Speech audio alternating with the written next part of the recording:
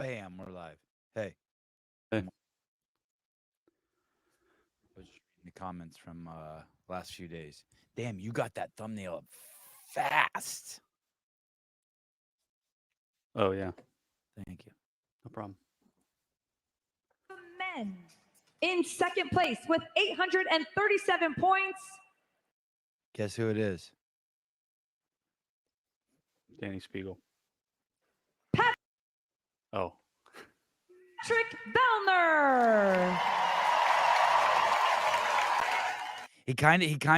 He looks a little sore the way he runs out there, right? Pat, this is at the CrossFit Games. A little sore. Stiff. Or let's roll that back a little bit. Little bit sore. Oh, look, the camera angle, you can see Laura Horvat back there. So that kind of lets you know that she probably is about to win something too. She's waiting back there to get some sort of award. Did I send Pat a link?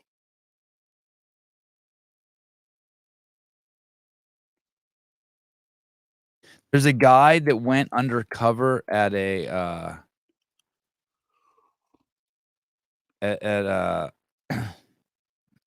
Kill the Jews rally in New York, and he made a video of it and he put it on Instagram, and I reposted it just in my in my stories, and I got a fucking community violation. What? So it's something that they already approved, obviously, because it's on their platform. And then I reposted it and I got a community violation. But on top of that, it's like me reposting basically what they were. It's like, let's say someone robbed a bank, right? And I posted their picture. Hey, this guy robbed a bank. I got a community violation for posting it like I'm condoning bank robberies. It's like, no, I'm showing you this is the fucking bank robber. But I know why they really did it. I know why they pulled it down. Because you're already on their shit list? No. They think there's someone there who, under the guise, this is like the liberal, the mind virus, under the guise thinking that it's they jump to the conclusion, like if you say the word monkey, they think that someone might think that you're talking bad about black people because they're racist, right? Because they think blacks are monkeys. And so if you post something that shows people talking about killing Jews, they automatically think it's automatically anti-Islamic. It's the same. Do you know what I mean? So they pull it down. It's the same reason why the San Francisco subway, BART, Bay Area Rapid Transit, they said they put out a release. We no longer will allow anyone to see our security footage because we think it promotes racism. Let me decode that for you. All the people in our security footage are black, and we don't want you to hate black people. It's just fucking nuts, dude. How is it not that they're the ones blatantly being racist? Because you know what I mean? Because they're the ones having to make that conclusion. Right. They know better.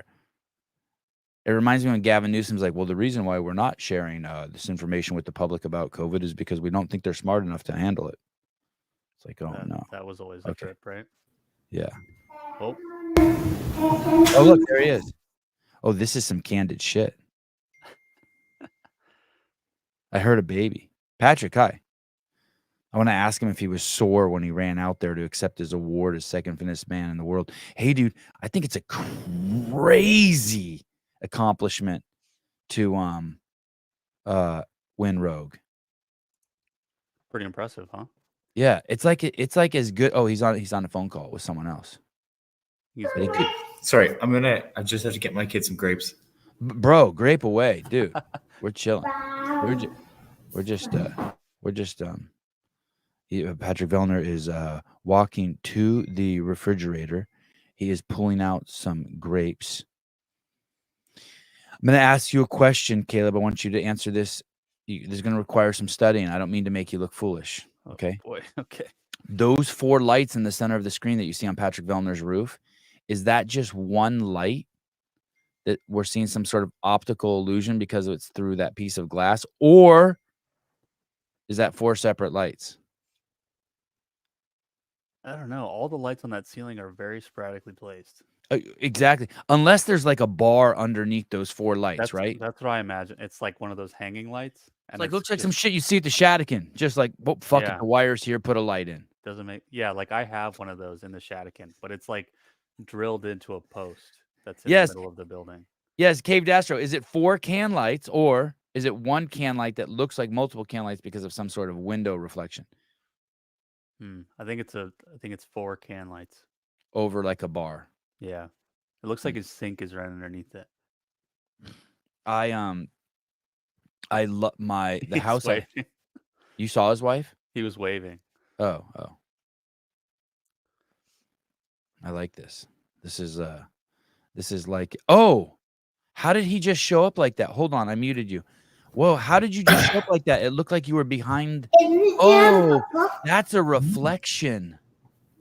I was confused. Yeah. I thought he was on the other side of that glass. Yeah, that's outside. Oh, I thought you were out there, but we were watching a reflection of what's behind the computer. Fascinating. Yeah. We were playing a little game of trivial. If we tell your wife not to walk by naked, we'll see you. Can you open my chair? What do you need? Can you open my chair? MDMA and how about some cartoons? How about a hit of Molly and some cartoons? Wow, that's awesome. It's All right. pretty tricky. I think we're okay. Sorry, I thought this might go down before my son woke up this morning. But I woke up early, so. Papa? Pat, I have a very pressing question to start with. All right. See those 4 lights on the ceiling behind you? Papa? Are those 4 Wait, lights man, actually, or is that Papa. just one light that's in quadruplicate? That's 4 lights over the like kitchen island. Ah, okay. All right. Kitchen. Cool. Trivia. Yeah, I heard you guys having the debate, so It's pretty. I'm happy to put that one to bed. That's an easy one. We appreciate that. It was really Can you put the stressful. kid to bed? No, just kidding. How old is the child? He turned 2 in June, so he's like whatever, 2 and 4 months, 2 and 4 and a bit. Oh, So- that's and where are you that it's dark still? We're on the very western tip of North America, but I'm in Tofino, which is just like a beach town on Vancouver Island. But we just came up here to a friend's place for like 4 days. We just got here last night to just have a holiday. So you went even further north.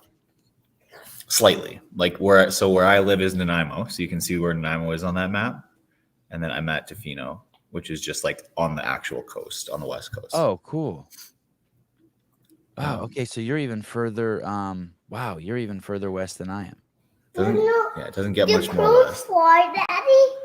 Do crows fly? Did he ask hear if him? crows? Yeah. Did he ask if crows fly? Yeah. Yeah, that's a great question.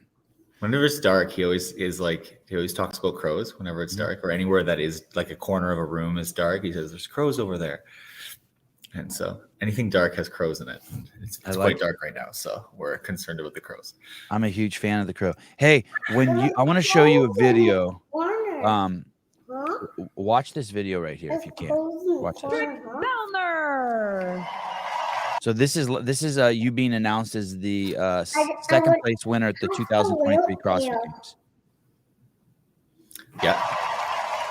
See how you're coming out? Are you sore there? Do whales? Oh, probably. Do whales fly? What do I Do whales fly? can't really remember what was really sore at the end. The games is funny I'll because field that question. No, Whales whales don't fly, fly. I'll Daddy. field that one. I got that one. No, Thank you. no. But whales don't fly. Whales swim in the ocean. Another great question though. He doesn't watch a lot of TV, but I might put some show on for him here just to. I'm not He's opposed like to sitting dead across from me, and just like grilling me, asking questions. that. So, Yeah, the big ones too. Are there any Yeah. white crows, Patrick? While we're at it, are there any white crows? yeah, sure there are. Yeah, all right. But But we no don't one's need ever, to- no we one's don't ever need to seen complicate one. things right now, though. We-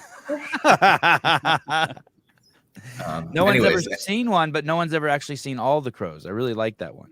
There might be. Yeah, I don't know. I mean, I feel like at the games, you're like, yeah, I would have been sore at the end. My legs, I think, were really sore, like my quads and low back and stuff. Because after that run, the 5K run kind of hurt me that Where year. Mama go, Daddy? Look at And you. Mama's still sleeping, buddy. And then you But, kind of slum it and you say hi to all the team winners. Yeah, you used to do that. Yeah. All right. Just go say hi. It was weird this year that they made us hang out in the tunnel for the entire award ceremony and just like be hidden.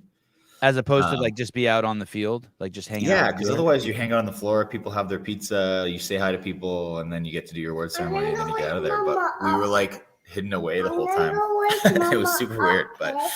um, I'm gonna go wake Mama okay, buddy. up.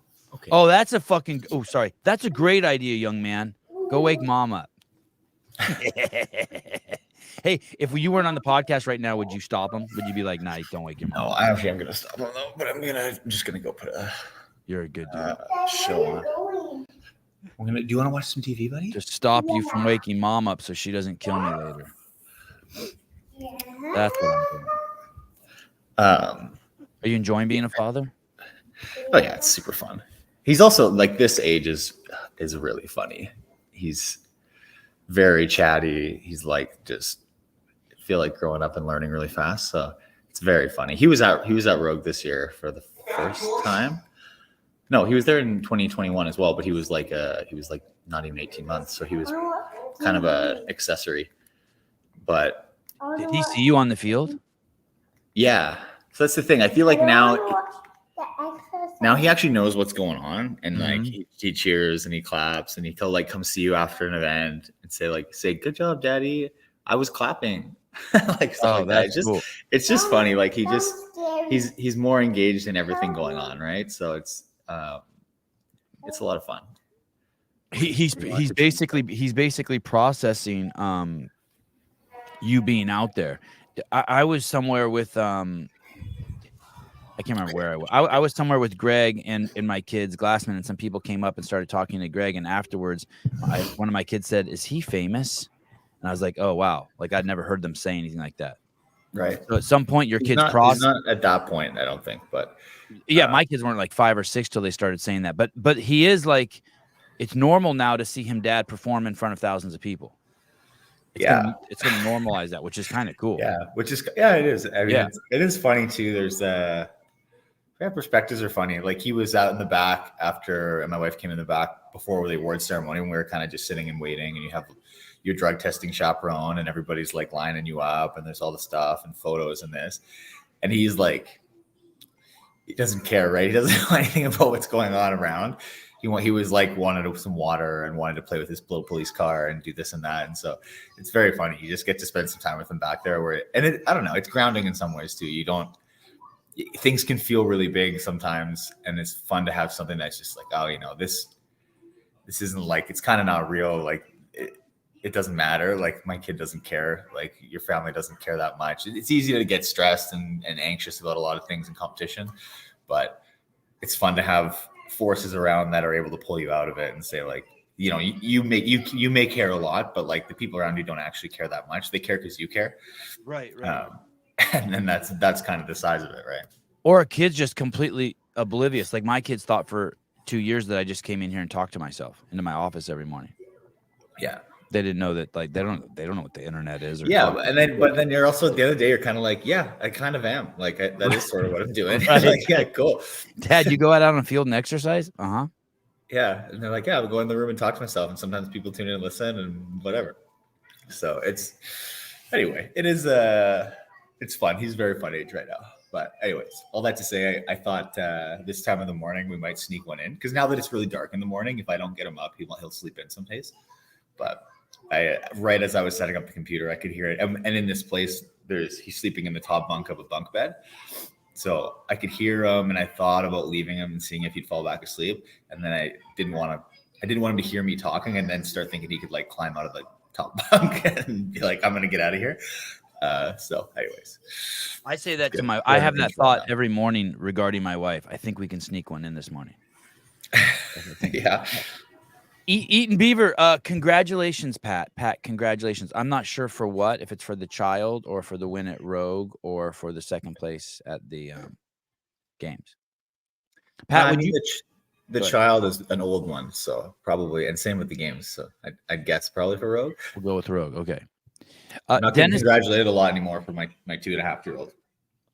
Dennis Olari, Pat, would you prefer 100% indoor CrossFit games or competitions to avoid changes and interruptions to the events? Oh, like in reference to like heat delays, rain delays. Would you prefer it all complete indoor? I mean, probably. Yeah. Like I also think for the games, like things like what we're going to see in Dallas, Fort Worth. It's like the heat's a big factor, right? I love outdoor events. I think the look about and feel of outdoor events is really fun. And you know, a place like Rogue, we haven't had issues with it really in the past. Maybe once we delayed a little bit, but this year was pandemonium. Like it was almost 50% of the events were changed or moved, and it's fine. Frankly, I'm very impressed we pulled off what we did, but the team there did an awesome job. But it was just it gets old and it gets a little frustrating, and like the days get long, and you're constantly pivoting, and it's just in the effort to make it as clean as possible, it probably would take a lot of stress off the organizers if it was all indoors. But to be honest, there's something really cool about outdoor events that I like. So even knowing that in Fort Worth, we're supposed to be doing the majority inside, which I think is the only way to do it and the smartest thing to do. There's something kind of sad about it. Like those Northfield events in Madison and the soccer field events in Carson, like those are fun. Like they're cool. The scale of them is different. And I think it's hard to replicate that indoors. So I don't know. I mean, they'll be great. And I think indoor events are awesome, and probably making it so that competitions have some sort of skeleton or scaffolding that can run in an arena or something in some sort of indoor venue is the first step to being able to make this something that can travel to a new location or go overseas or go wherever, because those venues exist everywhere. Whereas not everywhere has like, well, you need to have like a tennis court sized arena and then also like a field like this and this and this. And I mean, they built it in Madison, but not everywhere is going to be able to do that. So if this is something that they want to try to move the games and make it travel international at any point, I think that's the first step to making that a reality. And then, you know, there's always some room to add little bits of outdoor stuff or something that adds a little flavor of the area. But those are really fun ones. They're cool. Like the scale of the outdoor stuff, I think is appealing and really fun. So I would miss it if it left. That was a great point you brought up that I always keep forgetting. Separating the masters and the teens, maybe not forever, but to start with, and the adaptive, and then shrinking down the size of the footprint of the events plan really is a test run, or it does appear, you're right, to be a test run for moving this thing around. How much easier is it to travel with one suitcase and with 3 pair of underwear, 3 shirts, and 3 pants than like bringing your laptop, your camera gear, and all that shit? I mean, they really have it. They really are doing that. I keep forgetting about that. Yeah, I mean, it's something they talked about for a long time, and yeah, you know, I think it's something that it's funny. When I think about it, I've always hoped that it would happen kind of over my competitive lifetime, which I think I don't know if that will happen. You mean go to Europe? Sticking around. You mean like or somewhere else outside of the US? Like, just I think it would be fun to be a part of that when it finally happens. And I don't know how. Like, I don't think it's happening fast, but I think it's apparent that it's still something they keep saying they want to do. And I think they're making small moves to make it happen. I don't think it's like they're not rearranging everything so fast to make it happen tomorrow.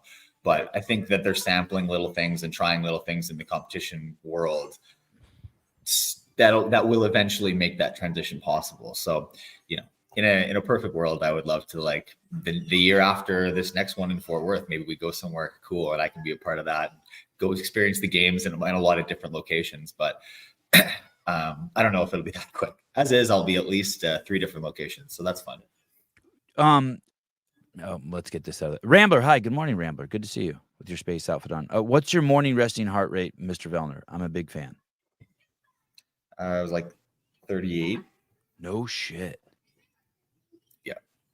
Wow. Has it been going down over the last 10 years? Yeah. I think it's been like about there for, I think when I was at school, was like 35, 36 resting. And then it's been like around that. It's been usually below 40 for the last while. Just slow, hard beats. Every beat just cycles all the blood in the body at once. Boom, boom. Look at my rock pad. Do you use that? Is that under your like desk chair? Yeah, I put it under my desk chair, and now it's like all I know. What made me think of this is Mary's in the comments. Toe Spacers makes this. Do you know who Mary Mansour is? I think I do, yeah. Mary Mansour. Pat, did you just make your Yeah, 2025 retirement announcement? No, not yet. But it's year to year. You never know. You never know what can happen.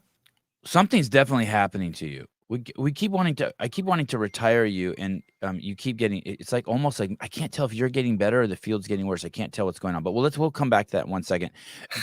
Was that annoying when Chandler went for that extra lift and it was only 5 pounds? Were you like, dude? No. So you know what 700, get happened? the fuck out of here. What happened was I didn't even want to do the last 2 bars that I did. Like once they went to 3 of us, because so many people missed 585, they changed the platforms, right? So they start at 20, they do 4 platforms. When it gets to 10 or less athletes, they switch to 2. And then when it gets to 5 or less, they go to 1, which is like the big central platform. Like that's the whole thing. Yeah. So we dropped from like 6 or 7 down to 3, like right away. And so there was just the 3 of us left. And to be honest, like Tudor was like looking great. Chandler's looking great. I'm not watching myself lift, but like I know the bars feel heavy and my hands were wrecked. So I was like, I don't really want to pull up more bars. And then we go to this last platform and I was like, I'm already guaranteed a top 3. I wanted to just not do it. I had a bad tie break because I kind of fumbled the bag on the pickup. So I figured I had the worst tiebreak of the 3 of us, but third is great. And those guys weren't threatening in the overall standings. So I was like, if I just take 90 points tonight and go home and don't pull 2 more bars that are like 99%, then like, that's kind of nice. So that was what I wanted to do. I was like looking for my coach to be like, hey, this is what I'm going to do. Just so you know, is this cool? And then because we switched to the last platform, I didn't want to like tap out without doing 1 on the big platform because that felt kind of lame. So I was like, whatever, I'll do 1 more bar and then I'll get my photo on the big platform and then I'll be done. So I go do my 595. I come off. I'm fully not planning to even attempt 605. And then Tudor lifts first and he misses it. So now I'm like, fuck. Like if I hit this one, I take second. Whereas if he had hit it, I for sure wouldn't have tried it. Because then even if I hit it, I'm still third technically. Right. So anyway, he missed it. So then I was like, and I kind of had the voices in my head of the last 5 years of everyone being in 2018. I deadlifted 595 and I got a lot of heat for not just doing 600. So I was like, fuck, well now I got a loaded 600 bar right there. I'm like, it's gonna earn me 5 more points. 605, right? 605, right? Yeah, it was 605. But so I started pulling it, and then my fingers were like, because I had big blisters like in the palms of my hands, I couldn't really full grip the bar well. So I was kind of deadlifting like on my fingers like this the whole night. And at 605, that doesn't feel great. And like an orangutan. Those knurlings are really, really rough. So when I kind of got past the knees, it started slipping down my fingers, and it's just like ripping your fingers down. Like it's just like shredding them. So I just dumped it. I was like, I had 3 more events to do it. I'm not going to let this bar just roast all my fingers and cost my Sunday. So anyway, so in the end, I basically pulled 2 extra bars for no points, which is stupid. But anyway, it was fine. But how about when Chandler pulled 6 whatever he did, 610? Were you like, dude, come on, man, that's ridiculous. We've been all day already. What the fuck are you doing? Come on.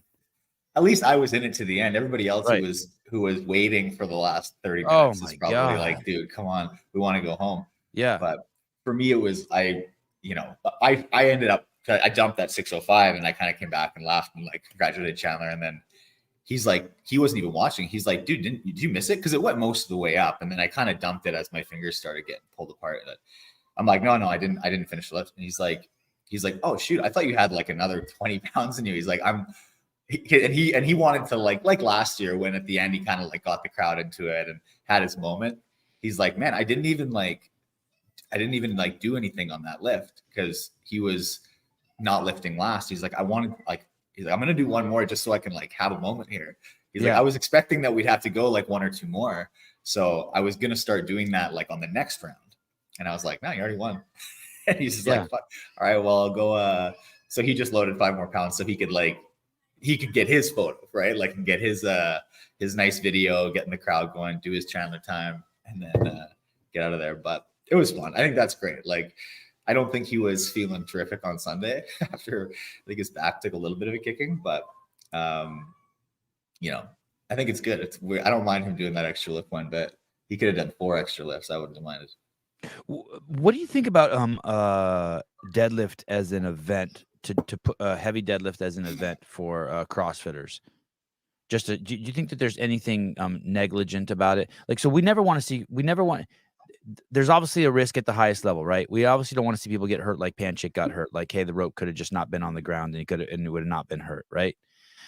Is there anything that you think, oh, like, hey, like, we're not really 1 rep max kind of athletes? Like, you're having us do something that is there any bit of irresponsibility having that? Like, hey, just make it a fucking heavy deadlift for 3s with pull-ups and make it a couplet and let's get on with it. You think there's anything that's no? I don't think so. I'm being a sissy. Well, I mean, would you say the same thing about a clean and jerk or a snatch? No, because there's kind of like a technical piece in it. But hey, how about makes this? it worse almost. I might say it about 100-yard sprint. Yeah. Because like, hey, you're asking someone because of pulling a hammy, which we've seen, right? I think the reality is, like, you can do that on any event. Like, right. You can pull a hammy doing 315 deadlifts for a set of 20. Right. Like, it doesn't. I think that it's my kind of beef with it is that we did too many deadlifts. I think we did like. So you don't mind the 1 rep max? It was just too much pulling off the ground. You're saying here. Oh, you mean in that event? In that event, over bar. Right. I think that event we could have. So here's the thing. So 2018, I pulled the same weight, 595, as I did on Saturday last week, but I did it in 3 attempts in 4 minutes. And then this year I did it in about an hour and a half and 14 bars. 10 of which are like 545 pounds plus. That's just like a lot of heavy loading. Like, it's a lot of pulling at 95+%, which you just like is super hard on your nervous system. That's when people might start getting hurt. Like, I think the format was maybe meh. And also, to be honest, I don't like doing deadlifts in competition, which people might think is funny because I'm good at them, but it's boring. I'll be honest. I think that event is like a little bit boring to watch because it's not a very dynamic lift. It's like moving the bar the smallest distance possible and still considering yourself lifting it. Like, that's why when we do like a log clean and jerk or snatch or some sort of lifting complex, it's more dynamic and it's more interesting to watch. And you're right, there's like more potential for a technical miss or whatever. So, I think those are more entertaining to watch. But I think it's something relatable. Like, yes, people, there's a lot of people really who power important. lift. The format becomes really important if you're just going to have such a simple lift, and it's not 14 lifts over an hour and a half. Yeah, like, I think you could have given everybody 3 lifts, and the leaderboard would have looked very similar. Right, and then maybe let them decide. So I think you bring up a good point. It needed to be moving faster. What did you think about the way they did it at the 2009 games, where they had just like everyone on? They had all the bars out there, and people. They did the same in 2016 when we did the ranch too. Yeah, elite lifting simultaneously. That's a lot of lifts too, right? It's not better. It's the same number of lifts, but you just had less rest. I think you had to lift every 90 seconds, and probably better for the fans because you're seeing there's so much shit going on. Yeah, I mean, I think that's what it would be better at. But I don't know. It's hard to know where to watch when you have a ladder that everybody's on the field at once. Yeah, and everybody's lifting at once. You're all of a sudden you're like looking at 6, 7, 8 different places at once, and you miss lifts. But I don't know. I think that there's a lot of different formats, and it's hard. That's why lifting stuff is tough. And I think that the one thing that this one does is it narrows the field until at the end, it's like, these are the 3 people lifting. They're going one at a time. These are the best people. I know where to watch. So it funnels well. But I don't know. I'm just kind of like, I think I never even trained deadlifts. I think they're kind of boring, and I don't need to. I frankly got gassed up by the boys all weekend about that deadlift, and I was like, I hope I can go out there and do a good lift, because I have not lifted a heavy deadlift like that, near that heavy. I probably haven't lifted within 50 pounds of that heavy since 2018. Wow. So it's just like, I just don't do it. I don't have to. I don't do it. I do a lot of like posterior chain accessory, but if I lift that heavy regularly, it messes my nervous system up. The rest of my weightlifting starts to get really bad. My back starts to hurt. It's hard on my joints. It's just the impact is too high. So I don't do it. And then it's good to know still that if it comes up, I like still got it, still can do it. But I think I don't feel the need to tap into it, but it gives you a little bit of nervousness. Like I think Chandler has lifted heavy deadlifts more recently than me, and he had a lot more confidence, I think, because just pulling those bars than I did. He looked very confident. Yeah. So it's just, yeah, I don't know. I think it was fine. The deadlift was fine. It was just that day was long too, because we got delayed a little bit on the dual event, and then we got delayed starting there. They did the strongman awards after the women finished deadlifting before we started. It just felt like we got pushed back really late. But you did get pushed out of there back to like 10 p.m. And then you got to try to go to sleep. Jonah said you tried to sleep in the middle of the event. Take a little nap. No, but you got to you just maxed out and your nervous system's high, and then you got to go home and try to sleep because we had the rogue team did a good job. We actually asked them. We were supposed to start the men in the morning the next day. We had like a 7 a.m. call time. And then we were like not even taking the field until like 8 p.m. And we asked them if we could switch the women to starting because they were leaving now and they'd be able to get a decent sleep.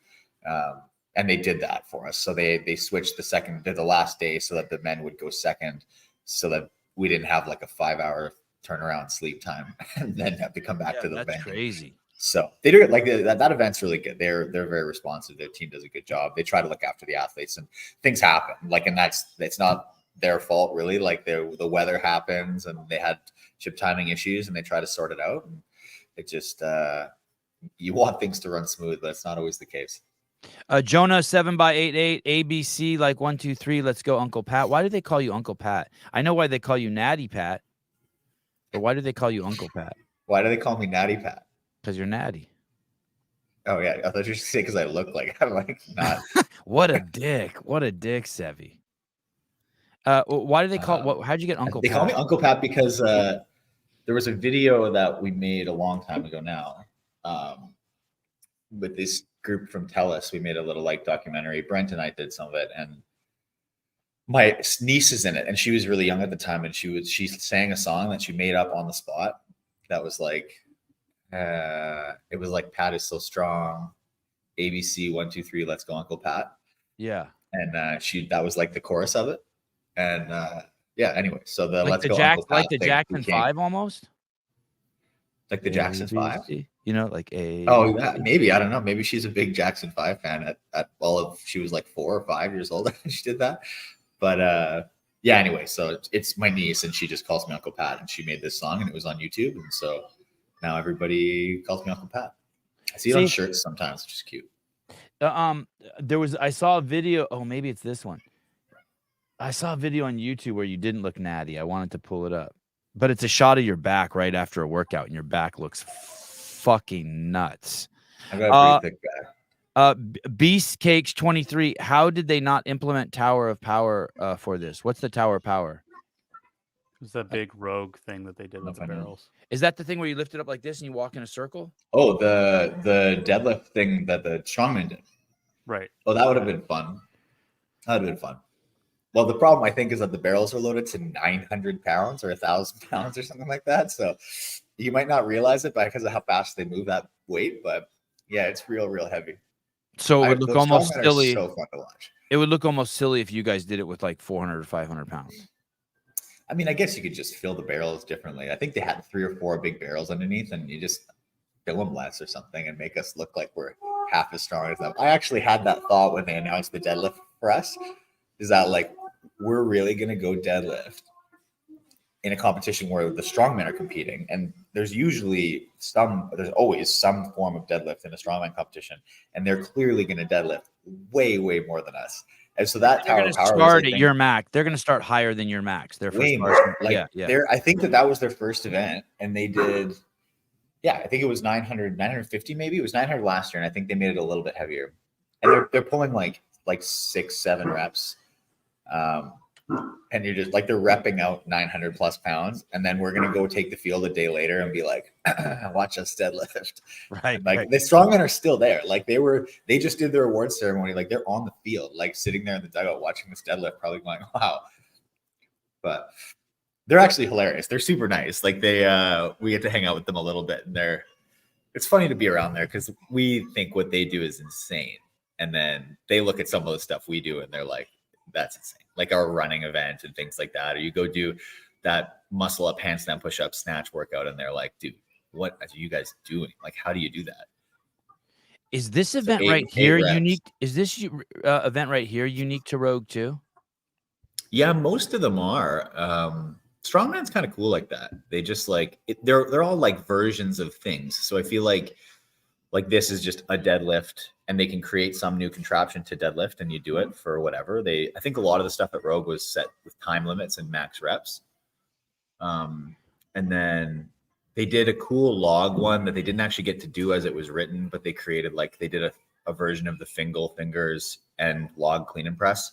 But because of the weather, they couldn't do it. They just had to do a log clean and press instead for reps. But that Rogue roller coaster thing, same thing. It's like really what it is it's horizontal pulling. Like if you're pulling a truck or a plane, or you're pulling this thing up the thing, it doesn't matter.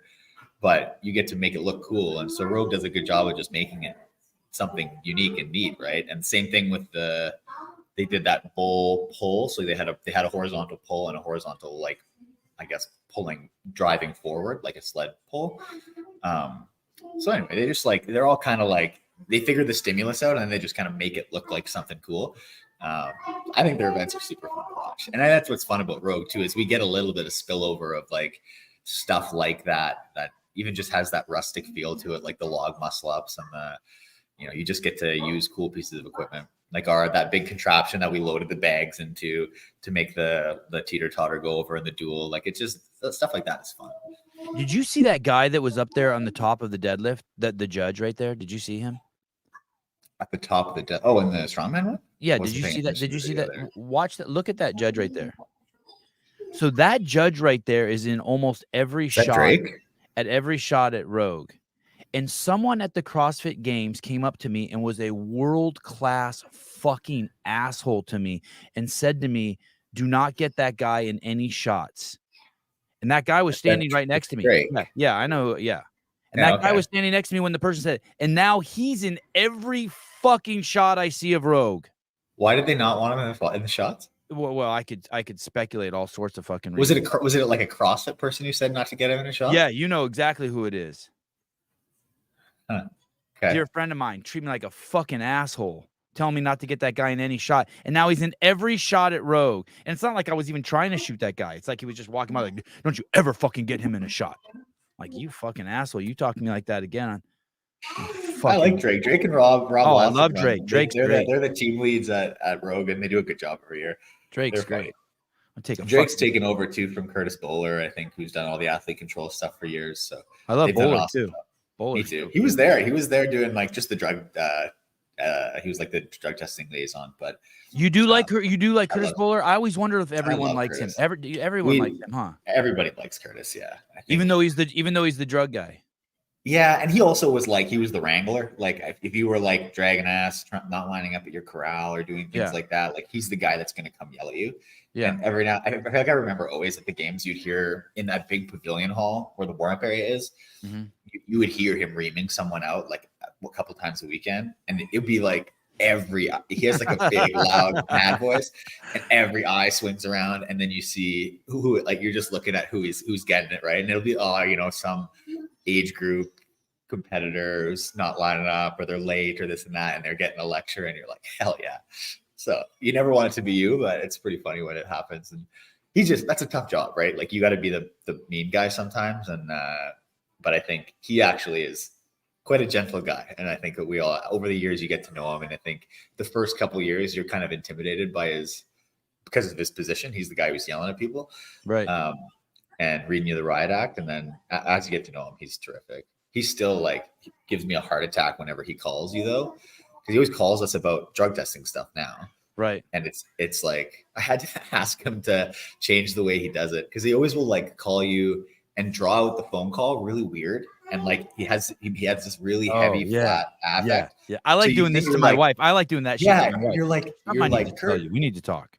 it's like, Curtis, if you're cold calling me, it's only for one reason. Like, what is going on here? Like, and then like now, because they're what they're doing now, publishing all the clean drug tests, they're like, they just have to ask your permission to do it. Yeah. So he'll call you just to be like, hey, like your drug test results are back. Can we publish the results like on the website? And you're like, yeah, like it's fine. That's fine. Like, but he like, well, instead of just leading with that, he'll just, he just puts this really heavy, weird phone call. Yeah. Like it's how so, are you, how and are it you? just, Pat, I need to talk to painful. you about some things. Okay. yeah. Do you have time? Yeah. Oh my Okay. God. Can you hear me okay? Because these are some important things. I need to get your you're like, motherfucker, am I positive or not? Do I have AIDS Yeah, or not? I know. Yeah, right. You're like, dude. And so it's funny. I remember once I was driving with my wife and he called and I picked it up on the like hands-free. And so she just sat quietly through it. And it was like, when I hung up the phone call, she was like, what was that? Like, yeah, he does this every time. So I finally had to be like, Curtis, please stop. Like my poor little heart. It's like, you're killing me, dude. So now he'll just text me and it makes it easier. Do you ever feel, do you cross over by car into Canada and the US very often? Do you ever do that trip by car? Sometimes. I used to more. It depends where you live. Like where we live, it's hard. Well, I mean, I'm on an island, so it's hard now. And if you're guilty going when you cross, like, Sorry? would you ever feel guilty when you cross? Like, do you have anything, but, and you know, you don't, but you're like, fuck, maybe I do. like a Maybe there is some cocaine in my bag. I've never seen cocaine, but maybe there is some. Fuck, I don't know. All of a sudden you're like, I feel like sometimes you like, it's the same in airplanes where they're like, you fill out your custom stuff and they're like, do you have a value of this amount? You're Yeah. like, I don't, maybe. you're like, well, I bought You're 13 just packs like- of gum and it actually is over $12. Yeah, no to all. But no, I used to do more when I was in like Toronto area and stuff because there's just the border crossings are closer there. But here it's not. I drove once. I did a road trip down to California from where we are, which was sweet, driving through Washington and Oregon. But we don't have a lot of reason to drive anywhere right now. Awesome job at Rogue, Pat. I was secretly hoping for an all-Canadian podium. Patrick, Brent. Jeff. Oh, Jeff. Okay, yeah, thank you. Patrick, Brent, and Jeff. Thank you. Question: are you the Annie Thor's daughter of Canada? No. No. If you've ever been to Iceland with Annie, no. Not even close. She can't go anywhere? She's like the queen of Iceland. Yeah. Oh, that's awesome. She like walks into any room and it's like, everyone's like, hi, Annie. She like walks to the front, whispers something in Icelandic. Everything's free. It's just like, it's weird. Oh, that's awesome. But unfortunately not. Who's the best male CrossFitter right now in the world? That's a good question. I think it's cool. I actually even was looking after the competition at the points in the men versus the women. And the podium points were significantly lower on the men's side than the women's side, like by 100 points, which is like, it just kind of shows there's more people splitting points. Like the men's field is closer right now than I think the women's field is. So that's, yeah. So you know who I think had big I had more loser is? points than Lawson, but that's it. How Out of about those two. how about the big loser on the men's side is Roman? And here, let me say it because of this, because there's something about him as the guy from Russia who kind of lost the games, right? As much as Jeff won the games, lost the games.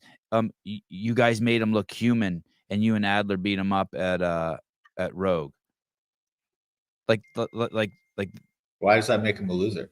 it's just a big loss for him. It's a psychological loss for him. He wasn't supposed to take third. He wasn't supposed to get. This was his chance to show, like, hey, the games were Jeffrey only beat me because I broke my foot. And I know people are going to be like, it's a separate event. Okay, you can say that as much as you want, but now he got beat by Pat Vellner, the guy we've been trying to retire for 3 years, and Adler. Yeah. I mean, look, this is what I mean. Like the men's field is tight right now. There's not a lot of, and it's not like I smashed everybody on Sunday either. Like there's like a lot of the events based on if you're like a certain type of athlete, there's 10 guys that can beat you. So I think that's the thing that Roman has right now is he's got high level of disparity between his strengths and weaknesses, more so than Jeff does and more so than I do, I think. So like he'll win something like that ski or dumbbell workout because he's killing people on machines and odd objects. But then you go put him in the next workout, which is 10 rounds of muscle ups, handstand push-ups, and light snatches, and he gets his can kicked in. Like that's just the difference, right? And then whereas if you can be like 4th, 5th in both of those things, it matters more. And the point system here also is an even spread across all things, whereas at the games, event wins are worth more. Like as the point system starts to drop off. So his like style of competition is actually better for a competition like games than at road. But man, it's just like I think it's kind of fun to see that level of parity right now and just be like, hey man, everybody is pretty good. Like there's no freebies. You can't take time off. Like you can't afford to make many mistakes because that field makes you pay fast. And that's what's fun at Rogue. Like it's just like it's a tight field, 20 guys, but like even the bottom 5 of those 20 are pretty legit. Like there's nobody that you're looking past. Like, oh, you know, even in the last event, like when I was like, hey, all I got to do is beat like 4 guys and then I'm guaranteed first place. And then I was looking at the field and I'm like, like in a workout of like barbell cycling and double unders, I was like, yeah, honestly, like there's nobody that I'm just going to walk over. So you gotta try to go hard. Like it's just there's no easy layups in that field. So it's cool. I think that's sweet. But you think more than ever. Pat Vellner thinks more than ever for the most he has in his CrossFit career that he can win the 2024 CrossFit Games. It's a long way away. That's a true statement. That's a true statement, though. Relevant. Yeah, sure. More than relevant. You think more than ever. You're like you walked off a Rogue and you got in the car in the parking lot with your wife and you're like, fuck. She's like, what? You're like, I'm bringing home $300,000 in fucking few months. Start looking at Trulia. Start looking at Trulia.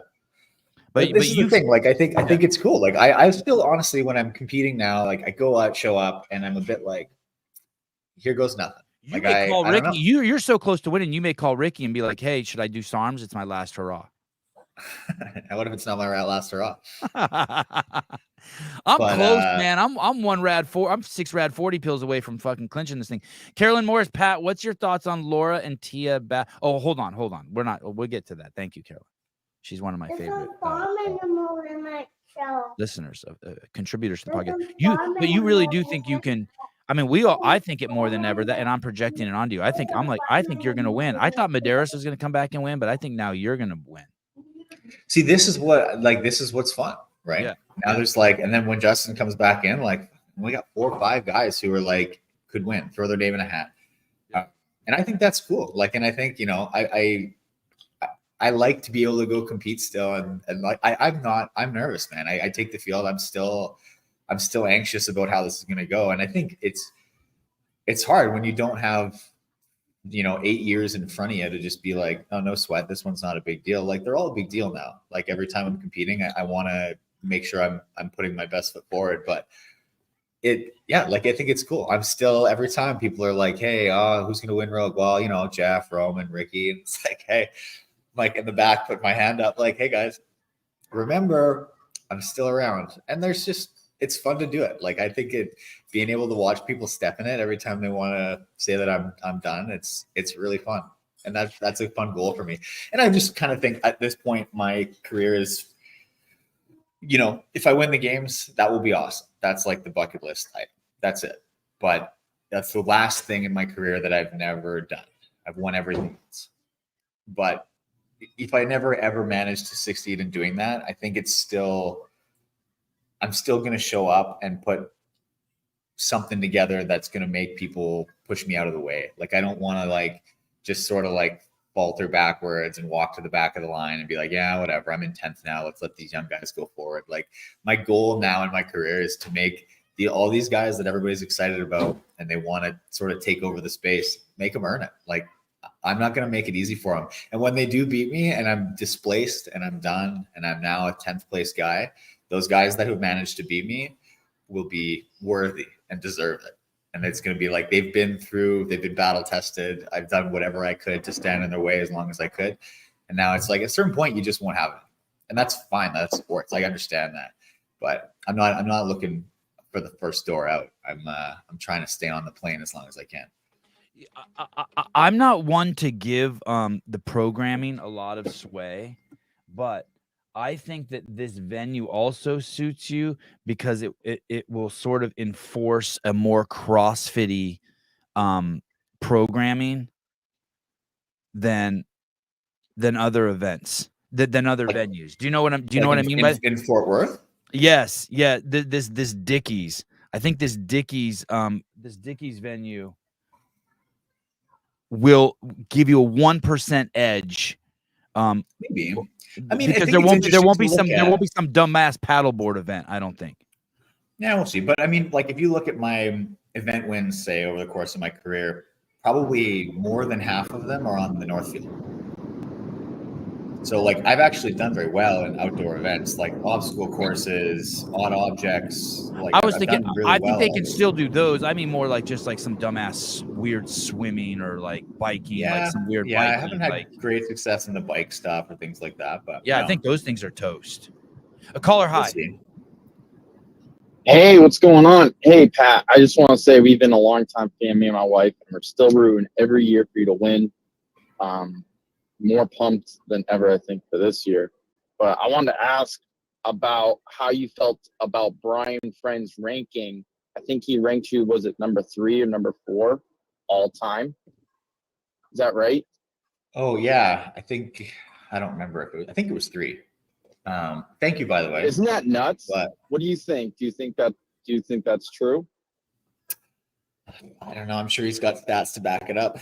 I know Brian, but I also know Brian's got a soft spot for me. But I think it's a flattering thing to see, and I think it's cool. It's hard to look at a full body of work, and I think as athletes, you tend to look at the next thing and not the last thing.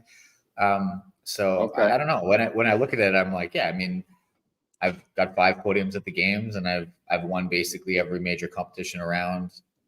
I've had a great career. You won Dubai? No, I didn't. I've only gone once. I came second. Brent beat me at Dubai. Okay, so a second at Dubai.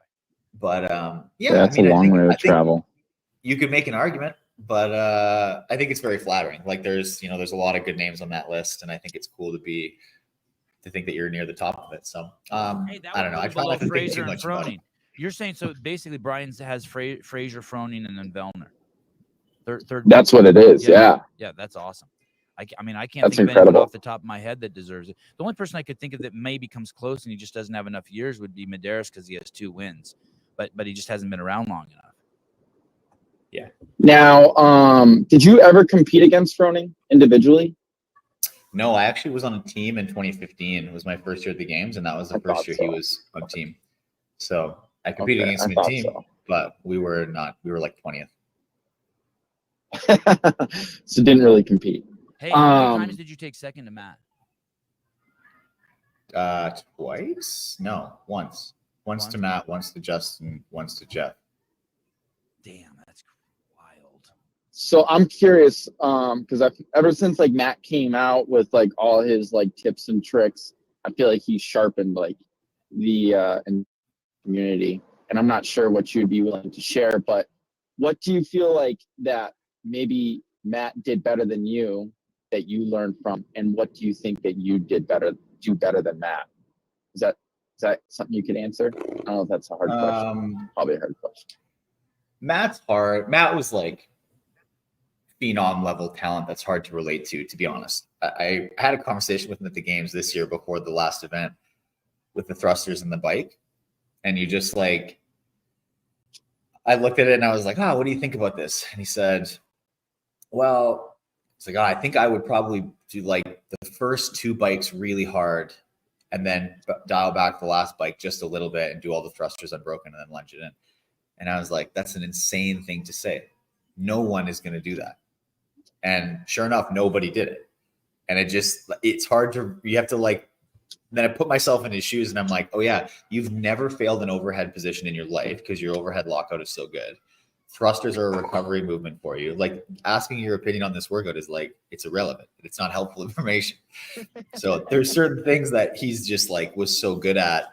I think what he was great at though, I would say the same thing about Jeff, honestly. I think that their trajectories are fairly similar in this sense, but the way that he built his engine, having a strength background, was incredible. And I think that's where when I remember 2016 when Matt first won, the first workout was the 6K trail run.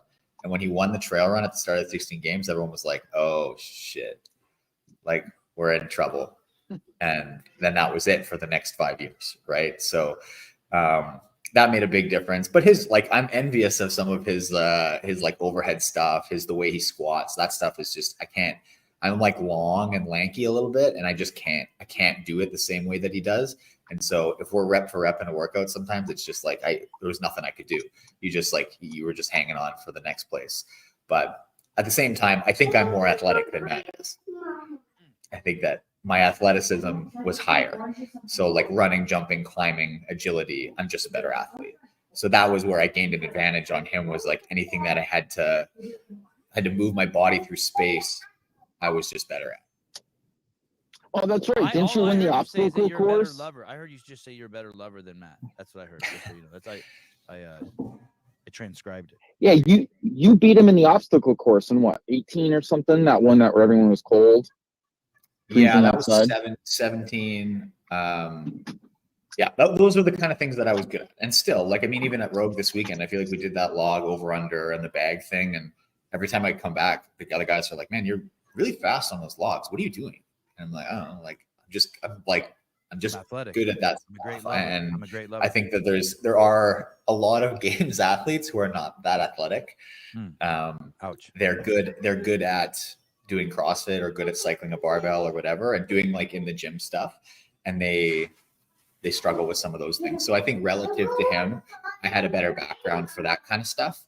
But his strength background in CrossFit was awesome. And it's a grass is greener thing, I think, but I'm pretty envious of people who come in with a strong strength background, because that took me a really long time to build. Whereas like the other stuff came very naturally to me because that was my background.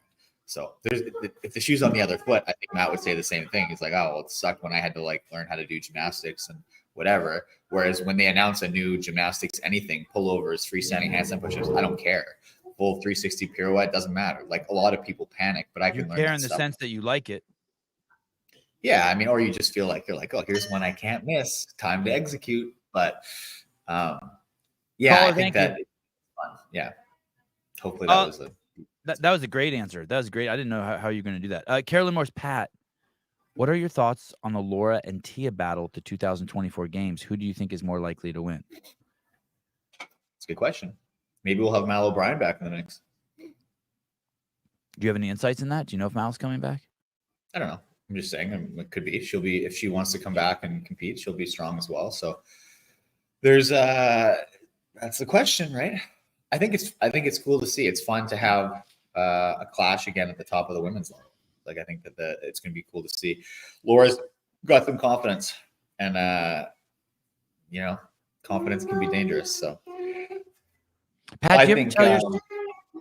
Yeah, I don't know. I would hesitant to answer on that one. I think it will be exciting, which is cool because it hasn't been exciting. Do you ever tell yourself, Pat, like when you're like, okay, I'm done. I don't like doing this anymore. This is hard. Fuck, why am I here? Do you ever tell yourself, quit being a pussy? You could be dead tomorrow. Yeah. Do you ever go there? Do you ever just go straight there? Like, hey, what the fuck are you talking about? You're lucky to be alive. You could have been born a snail. I mean, I don't know if I go that far, but I always, I do think I would say probably like weekly, I have conversations with myself of like, man, what am I doing? This is brutal. But it's very true that sports careers don't last forever. Like I kind of look at it through that lens a lot of times to be like, I'm lucky to be able to still do this and have a career in athletics, which is super fun and super rare. And I think it would be a shame to just sort of stop it while you still had some juice left to squeeze. I think when you're done, like there is a time when it's not up to you anymore and you're just done. So while it's up to me, I would like to continue to compete as long as I can. And I'm fortunate that I've been able to do it at a high level. So it's not like I'm scraping the sides of the jar for like a 20th place finish. Like I'm still performing well. So yeah, it hurts sometimes. And I think that, to be honest, sometimes I'm not sure what the difference is between the guys that are in the top 5 and the guys that are in the bottom 5. You look around those locker rooms and like everyone is super fit, and the level of like strength and fitness is pretty even across. I think some of it's the between the ears stuff and people who are really willing to hurt themselves. So sometimes you find that those top 5 people are the ones who are really hurting anyway. And they're looking at each other like, Jesus, this isn't a lot of fun. And the guys who are in last place they're not hurting as bad. So maybe they're having more fun out there, but it's not fun to be in bottom 5. So, there's a lot of days where I'm hurting real bad, but I think it's because I try really hard and I care a lot. So you try to keep that up.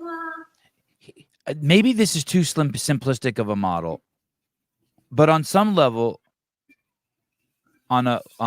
everyone, on some level, right before 3, 2, 1, everyone doesn't want to do it. On some level, the day before the games, at least 1% of you just does not want to do it. Just would rather be doing something else. Like, what am I doing? Why am I doing this to myself? Like on some level.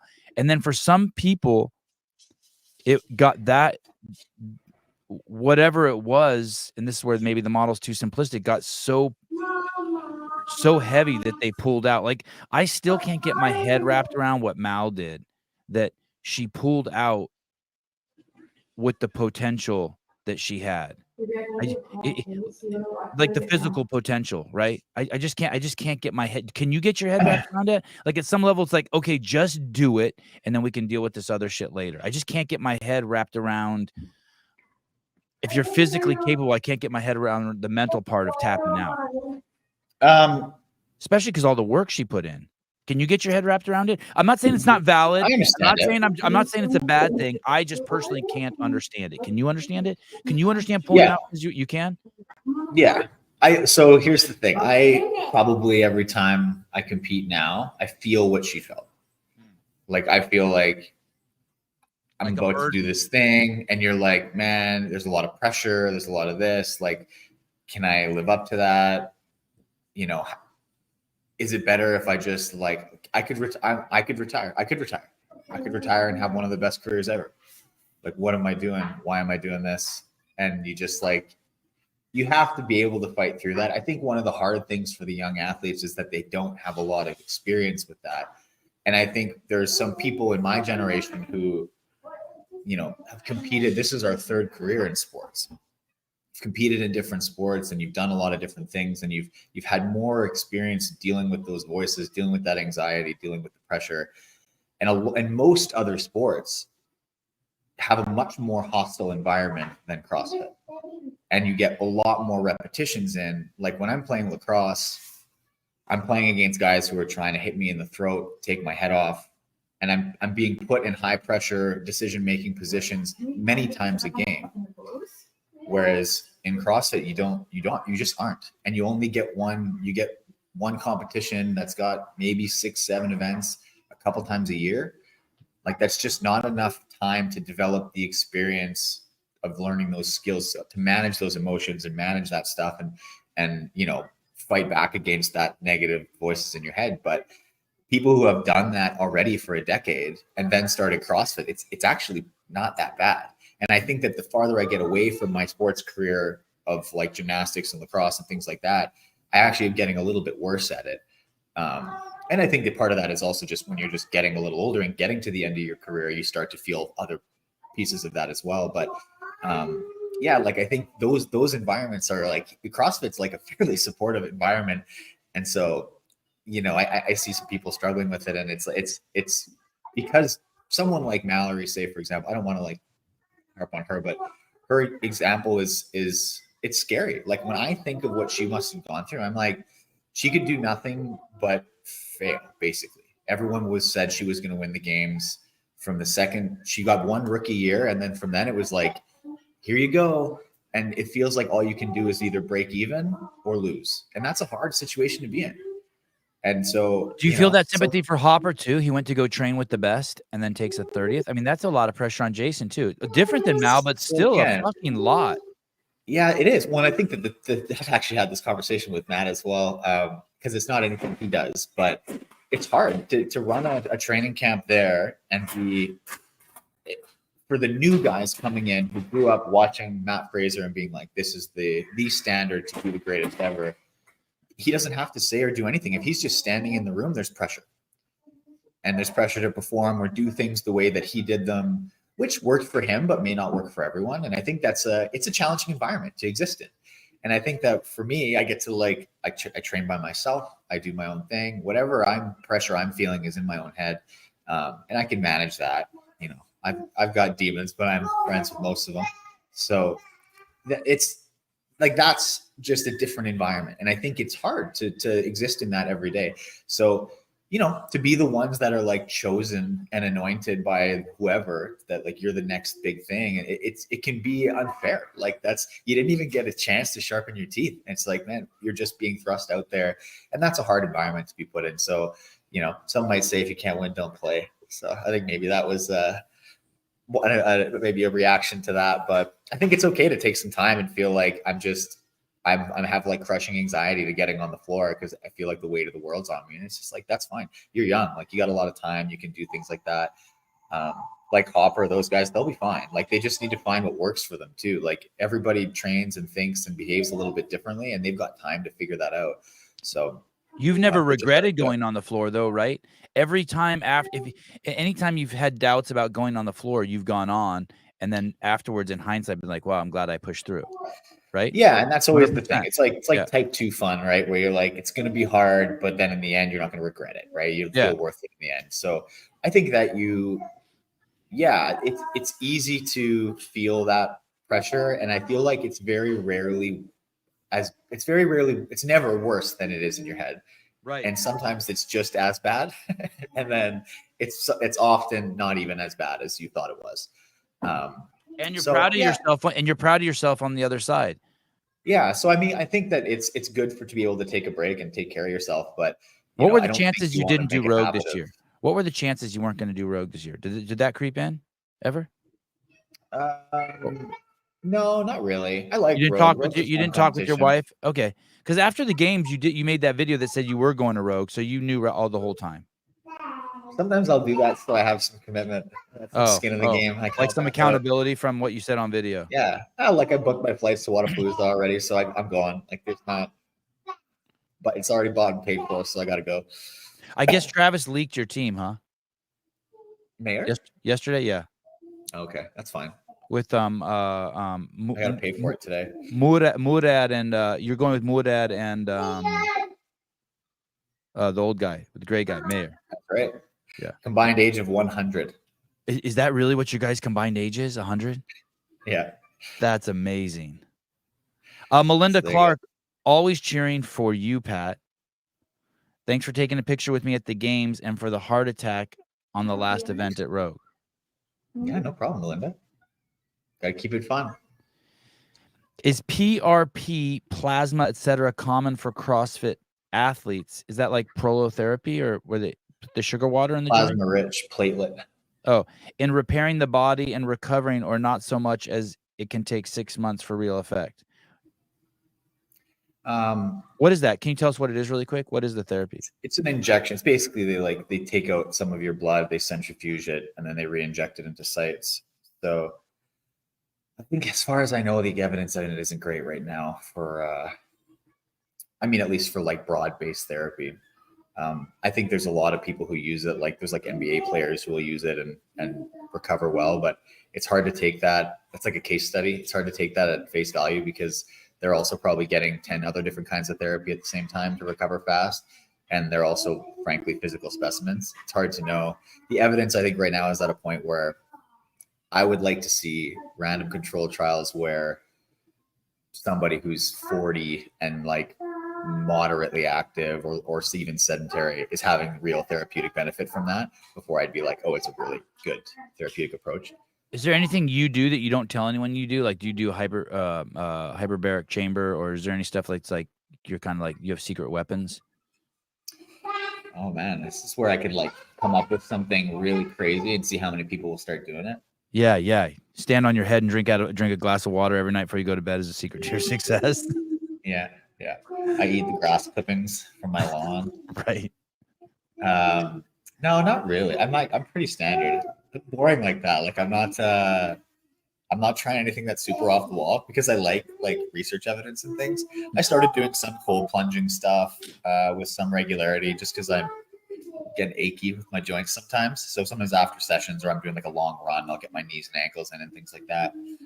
But other than that, I'm not pretty standard, man. I get try to get a good night's sleep and eat lots of food. And that's about all you can do. Why don't you think? What do you think stopped Justin Medeiros from competing at Rogue? Fear. You do think it was fear?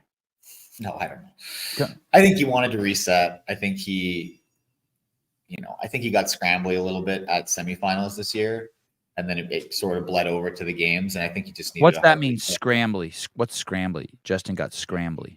Like he just he had a couple costly no reps, and he was not able to recover well from them. He got kind of on his heels a little bit, and it's easy to he was very fortunate for 2 years. He was competing confidently and in control, and it's easy to I always say it's easy to be confident, and when you're good, if you're in the lead, it's easy to compete relaxed. It's easy to do things a certain way, but when you have to start taking risks or making decisions to make the needle move, things can go either go well or they can go from bad to worse really fast.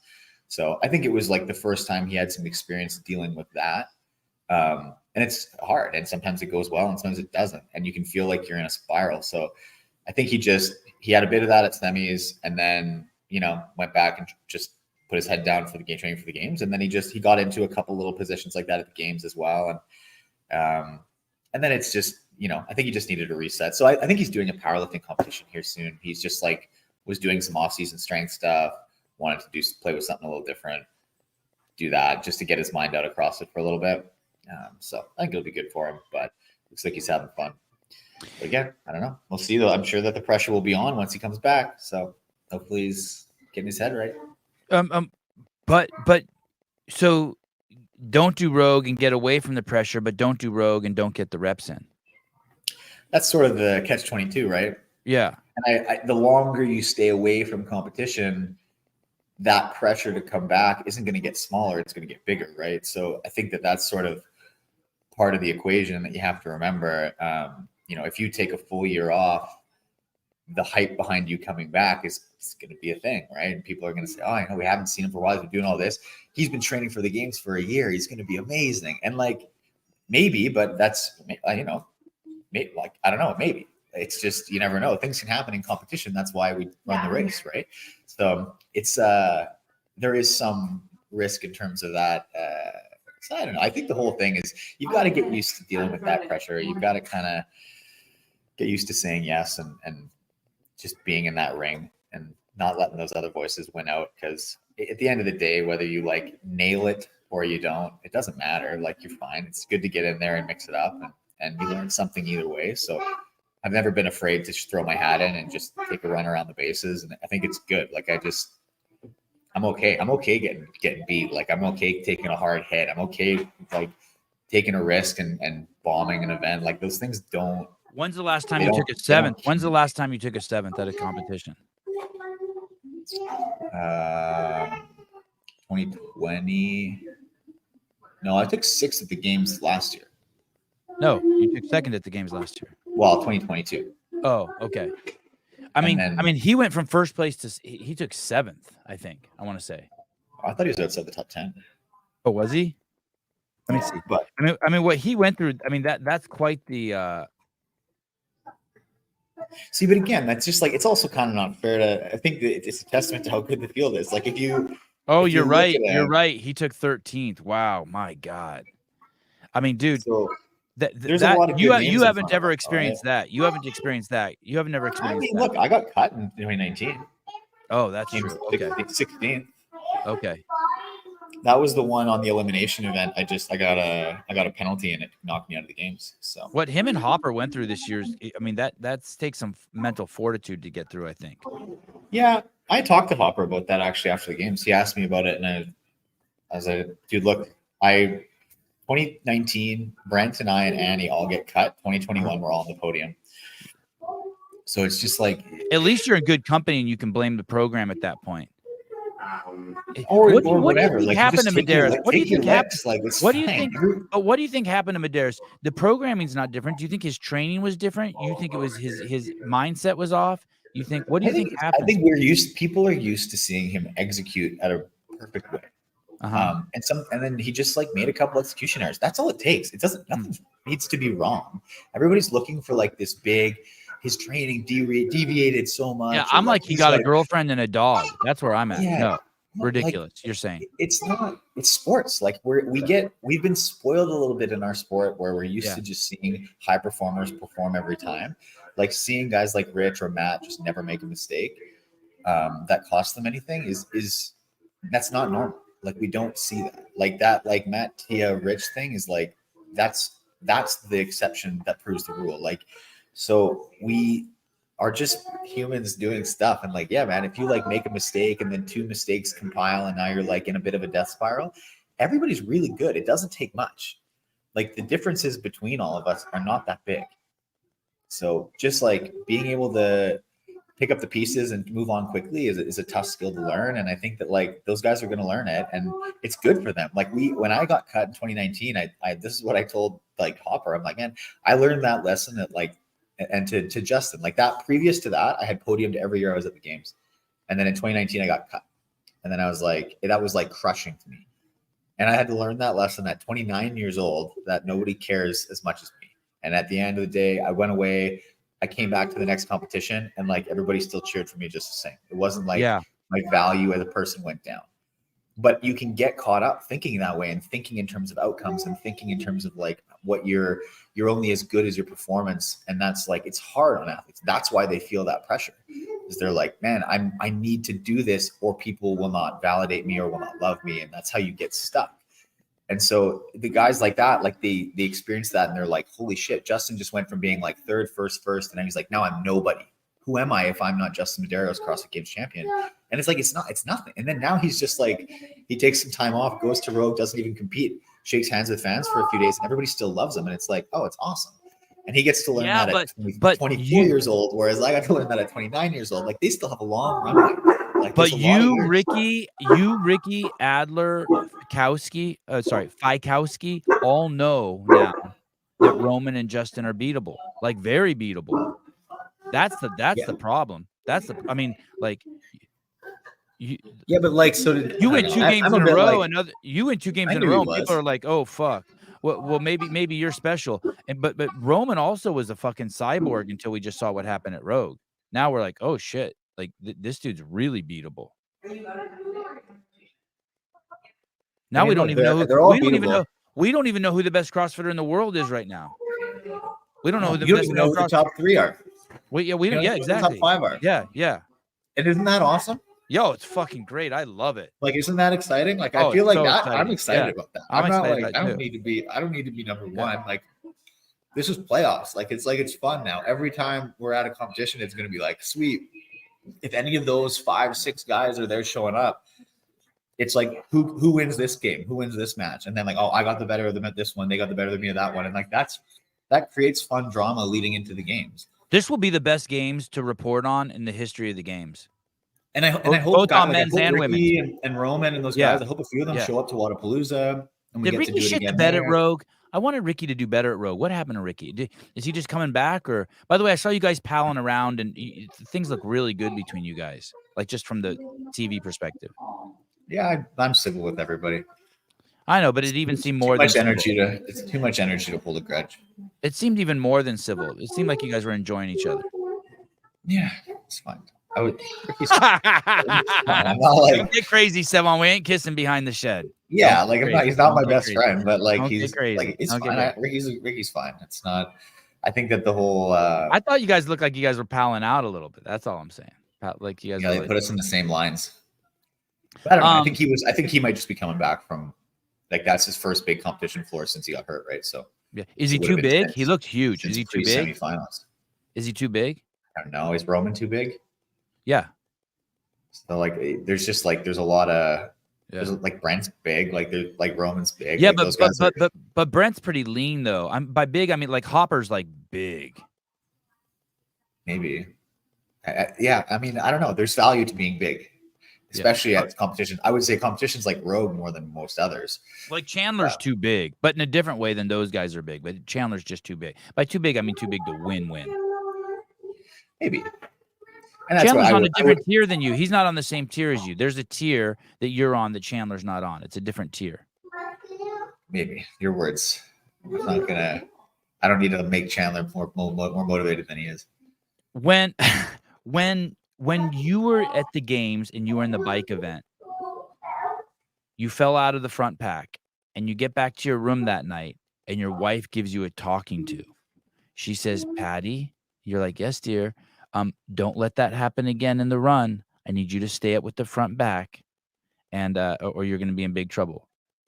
Is that normal? I mean, I was so impressed at hearing that story. I was like, wow, she's invested. It's funny. I would say it's funny because she doesn't come to like all my competitions either. And so, yeah, I don't know. I get it sometimes. And to me, it's kind of, how do you take it? Do you like it? Like, oh, she loves me. I like it. I like investment, right? Like, it's like she's invested in what I'm doing. And I think in our normal lives, I don't see it really often because we're just busy. She works a lot. Like I'm doing my thing. We're almost like living lives in parallel, and then we're together. We touch every now and then, right? The lines touch every now and then and come apart. So it's funny. Like on an average day, an average week, an average month, like we don't talk about CrossFit. She doesn't care about what I'm doing. Like beyond the like, how was your day? Oh, it was good. Oh, my second session was super hard. I had to do this really hard bike intervals. Done. Like, Pat, you left your wall balls in the driveway and I couldn't pull in. Can you move them so I can pull in? Yeah, like it's just not like that's not a big part of her life. And so it's cool to see like at the games or at Rogue or things like that where she's like leaning in and being like, hey, like she's kind of getting involved. So I like it's cool. It like makes me feel like she's invested in it and involved more to a bigger degree than I think I see on a daily basis. So, it's fun. I think it's easy to forget that, but so I like it. You don't get defensive. But you see it as you don't get defensive. You're not like, who the fuck are you? You're like, oh, this is good. I like it. Yeah, I think there's sometimes where you got to be like, I think you got to trust me that I know what I'm doing here. But my wife was she was a cross country skier, like high level cross country skier, like national team racer. And she's a racer. Like she knows. So when it comes to like racing stuff, like biking, running, when you're running loops or doing a physical race, she's actually really smart at doing that. And so she's like strategy wise or things like that, she's actually like a pretty good resource. So honestly, if it comes to racing things, both her and with Michelle Latondre, like who's doing lots of triathlon and things like that now, like she like racing stuff, I better just listen. Like if it's time to like, hey, why didn't you jump up earlier to do the ring muscle ups, or why didn't you pick the bar up earlier? I'm like, look, I'm the resident expert here. I know when it was the right time. But some of that other stuff, like they're good. They're good to listen to. So I think it's nice to put your ego aside a little bit, listen to your wife. But it was good. It worked out. Yeah, good reminder. Yeah, I don't know everything. Yeah. So yeah, that's cool. awesome. Yeah, I think it's cool to just like see your team kind of support you in a different way. Where's this? Oh, your parents were at Rogue. This is old. This isn't at Rogue though. But your parents this were is at in, Rogue. Yeah, they were. My parents were there. My aunt and uncle were there. My parents' friends were there. They got a whole crew coming out. Were you gonna play something or just show a picture? I was gonna play a video of his then girlfriend, now wife. Oh, okay. Let's see. You got something? Look at Caleb participating on a high level. Look at this shit. Look at this. Crazy. I don't know. I've seen Pat exercise a lot of times. We were like, oh, we're excited to watch Pat exercise. I'm like, I'm excited to watch people be excited to watch Pat exercise. Yeah, it's going to be good. Oh, I like that. I'm excited to watch people get excited about Pat exercising. I've seen him exercise a lot. Hey, is that kid right there the reason why you guys have kids? I didn't even really track which kid that was. I didn't know who it was either, but it's like she's prepping. Oh yeah, that was just like a random person at the gym. Kid. Maybe. Why did maybe your that's parents? Why did your parents come to Rogue this year? they've actually come a lot. It's kind of interesting. I don't live anywhere near my parents. I'm like a 14-hour drive away, and they don't. They come to like all of my major competitions. Like they've been at the games every year. I think the only thing that they didn't go to was like the Invitational in Melbourne, and I think they didn't come to Wadapalooza one year. But they usually come to Wadapalooza and Rogue in the games every year, and it's fun. Like that's kind of like, in a weird way, that's how I've stayed close to my family. Like they don't. Like I'm an adult. Like I have my own life. I do other things, and I don't visit my family often, probably as often as I like. And that's a way that like I get to see my parents 3-4 times a year, have a touch point for 4 or 5 days, have dinner with them, hang out, spend some time. So it's actually like CrossFit has kept us close in a way, which is cool. They've always been super supportive sports parents. And I think it's funny to me that I'm like, 33 and my parents come watch me play. And it's just like, they love it. They love to come out. They go hang out in Miami for a little bit, do their thing and watch me compete. And they love to go brush shoulders in the crowds and be Pat Vellner's dad, I think, and mom and dad. And it's fun. Like yeah. So I think it's fun for them they like to get involved. They bring like, my mom makes these pins with like my face on them and she gives them to people in the crowd and they always try to, Recruit fans, a whole section. And so it's super fun, but it's been a way that we've been able to just like stay closer, which is really cool. And I mean, having them be able to come to Rogue and stuff gives my wife a little break if the baby's there and stuff. And it's been really nice. Like I've been very fortunate to have that. So it's cool. It's nice it was fun to see my dad's face when I won Rogue this year. It's like, it's cool. So I think I'm really lucky, and it's a nice thing that CrossFit's given me for sure. When you say it's nice to see your dad's face when you won, can you explain that to me? Like you made your dad, you were at 42 years old or however old you are, you still like making your dad proud. Yeah, exactly. And I think it's hard to, I don't know, maybe it's hard to explain, but like I think you can get numb to it. Like I think my wife jokes that I have podium privilege. Because I compete a lot more than most athletes.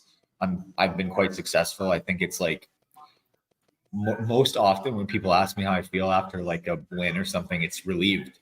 And I'm just like, I'm happy it's done. And I did what I came here to do. And we're good. And like still there. But I don't think I get the same level of like joy out of it anymore. I don't know. It's like hard to explain, but it's fun to see other people experience it and like have your team be really happy. Cause yeah, it's like, it is a whole group supporting and it's like, I'm the one out doing the thing, but to see everybody else be super happy, kind of like that's almost what brings me joy now, instead of just like the standing on the podium, getting the medal. Like that doesn't matter as much. Yeah. But yeah, so I don't know. It's sort of like that. You just like making your dad proud. Yeah. Who doesn't, right? Make their parents proud. And yeah. Like, so I think it's cool. It was like, he was right at the front gate when they called my name, and it was fun. Go give him a big hug and get an attaboy. Are you getting emotional right now? Yeah, for sure. Oh, that's awesome. Wow.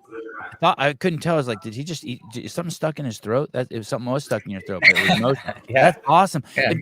So you go over and you hug your dad, and does he? And that, God, that's so good, man. I was never good at sports. I never got to do any of that. I wonder if I've ever made my parents proud. Does your dad tell you he's proud too? Does he say I'm proud of you?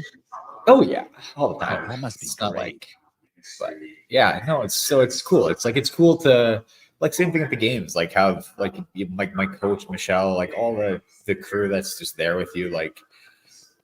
And I think it's hard as an athlete, you have some level of control over the outcome, but as a family member or a coach, you don't. Yeah. You think the stress, and I understand that being a fan of mine is a stressful experience from what I understand. So I think it's hard on them sometimes. And it's just like, it's a hard journey through those big competition weekends. So it's cool that at the end, just like have it all be worth it and see everybody be happy and excited and pumped for you. So I'm as happy for them as they are for me. As someone who's followed the sport since day one, since the first games, you are the most accessible competitive athlete in the history of the sport. Meaning, I can't think of any, like, you'll just do interviews while you eat dinner at the games, or like you'll come on the show whenever. And I think your family, I'm guessing you give that access to your family too. You're able to process the day with them, or you're able to use them to heal. Where some people can't. They're just such fucking head cases that they can't do any of that, right? Yeah, I think that to me, that's been a level of like escapism that helps keep me calm or keep me relaxed and keep me happy. Because again, like you can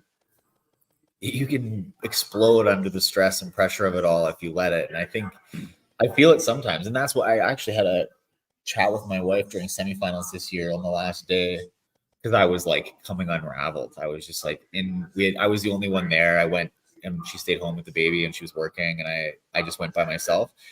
And it was like a long day on the Sunday with 2 events. And we were just like, I was in my room by myself for I had 4 hours before I had to do anything. And it was just like nothing to do but think by yourself.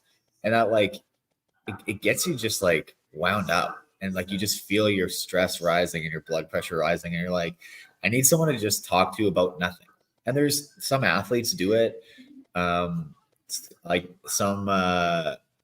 you can I have guys like BKG or like Travis Mayer or people like that are great people to go chat with, because they're not going to talk to you about CrossFit all the time. They'll you can talk to Travis about his family or this or that. And he's like, most people are looking for some level of escape, and everybody gets it from something different.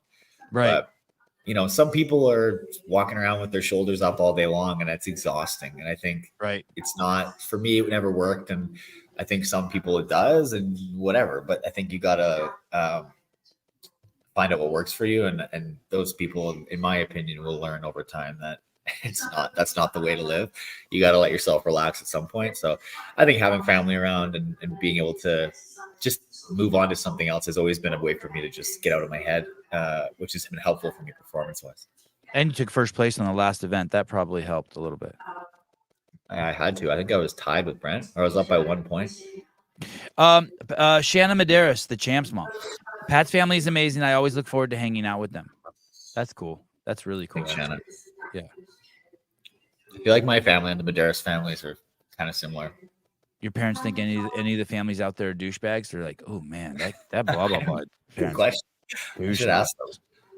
There's just I feel like there's not a lot of big families that roll with the athletes either. Like that's the thing. Justin's family, like a lot of them come out to a lot of the events, and they spend time together there, and they hang out. And it's like I said, same for mine. It's a way for their family to get together and stay together and spend time.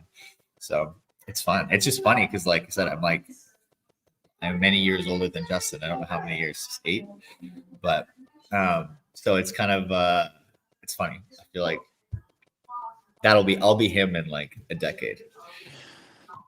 How are you on time? Are you good? I'm having fun. I'm okay. Yeah, I think Owen's still okay. Okay. My wife's on call too. Good, perfect. When I think of Rogue, I think of it as I want to talk about Rogue, the CrossFit Games in Wadapalooza real quick. When I think of Rogue, I think of it as Bill and Katie's event. And like anyone who complains about Rogue, I want to be like, fuck you. It's their fucking money. It's their event. Do you want to come to their backyard and party or not? And if you don't. Like, just go away. And the games, I kind of put a little more stress on, like, hey, no, it needs to fit in this kind of box because it's claiming to crown the fittest. Going to Wadapalooza, I love what I'm hearing from Dylan. First year we made an event that was team and individual, so you could do, and we separated them so you could do both. Great, thank you. Now they got the feedback and the events were too fucking hard to do both, so they're going to adjust the programming this year so that it's more conducive to doing both. And I hear that you are doing both. Feel free to jump in anywhere, anywhere on that subject. I'd be happy to hear what you have to say. Yeah, I think the vision that they had last year was to create it so that you had the 2 days individual, 2 days team, and people would do both. That was the goal. So you'd watch the individuals compete, and then they would all kind of like smash together into these various super teams, and then we'd have a fun team competition. And they did it last year, but there was, a lot of people were pretty beat up from the individual competition.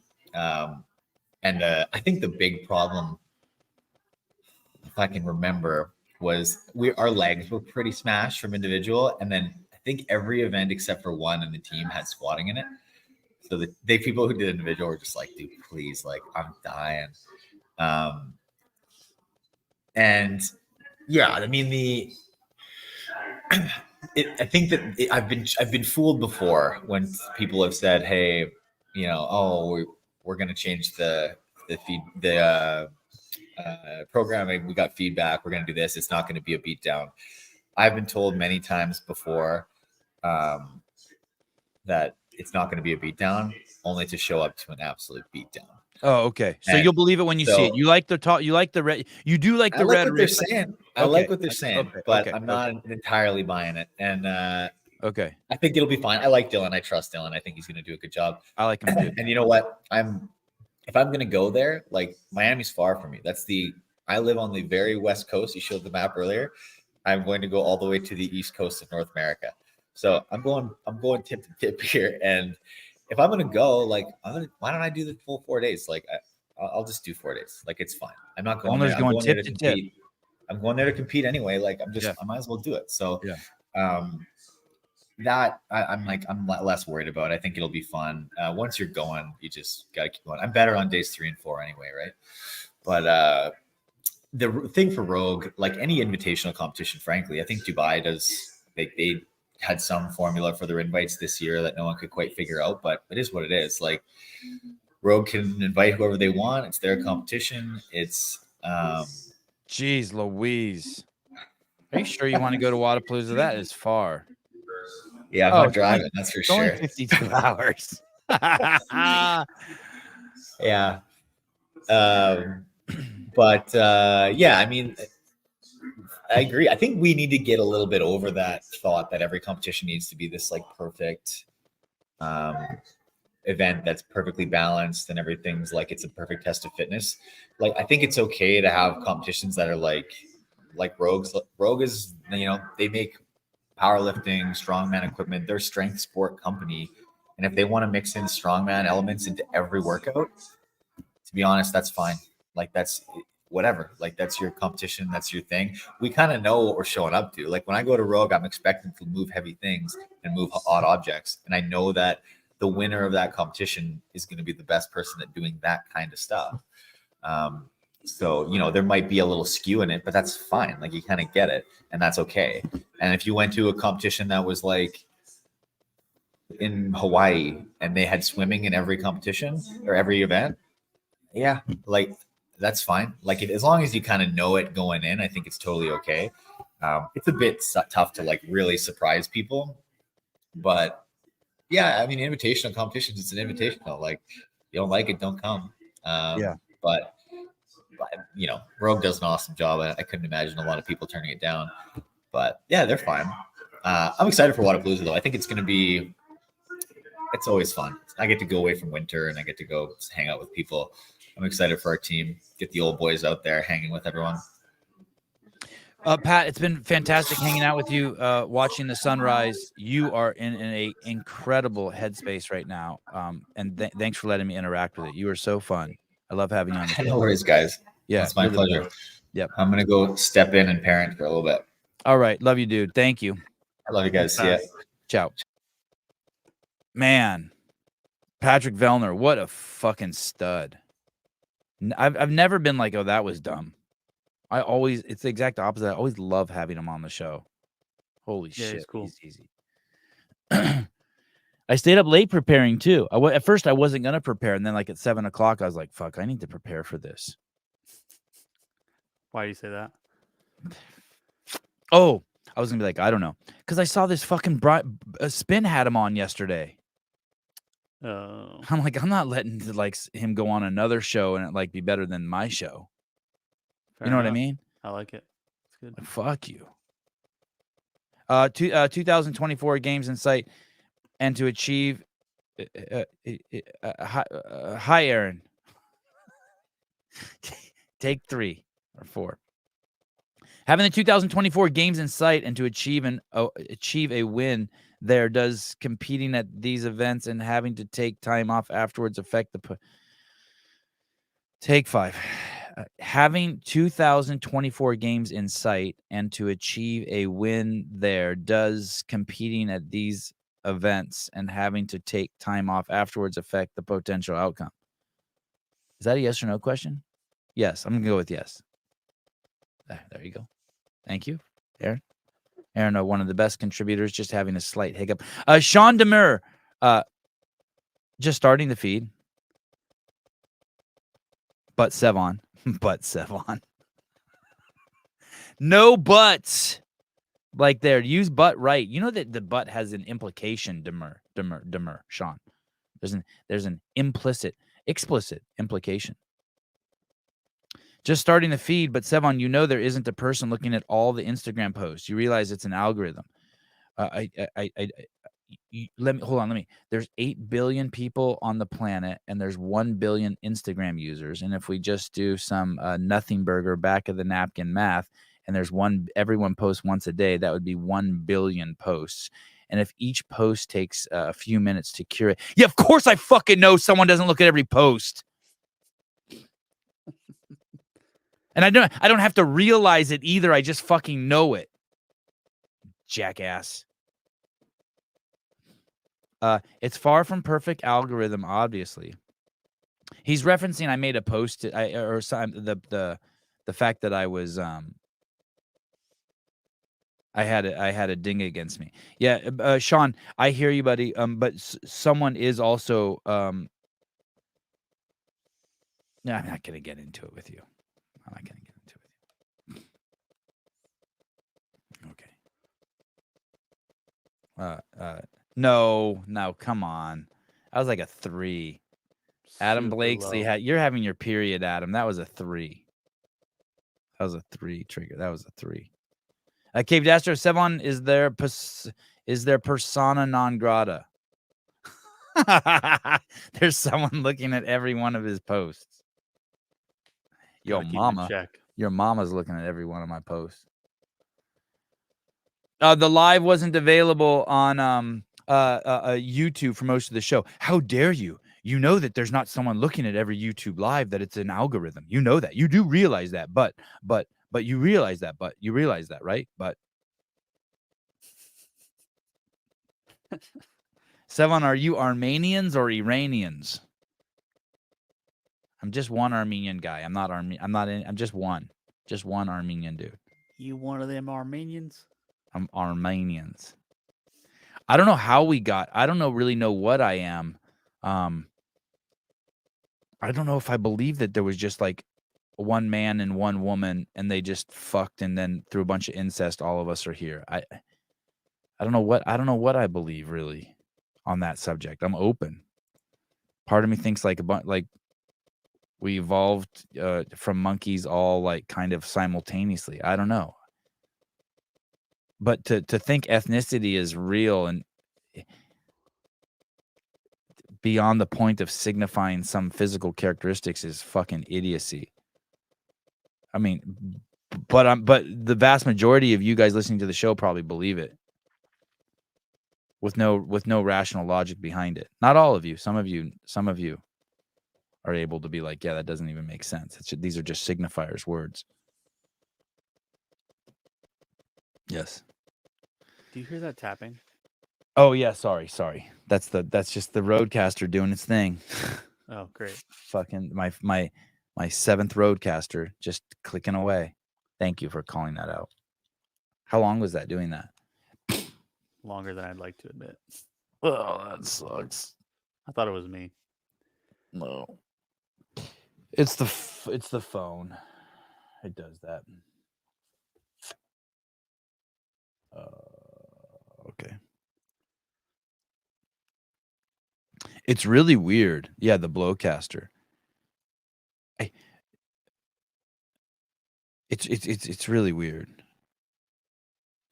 And the Roadcaster it's wirelessly hooked up to the phone line, but there is a way to physically hook it up But the irony is if you physically hook it up, supposedly it can't take calls. It can only make calls.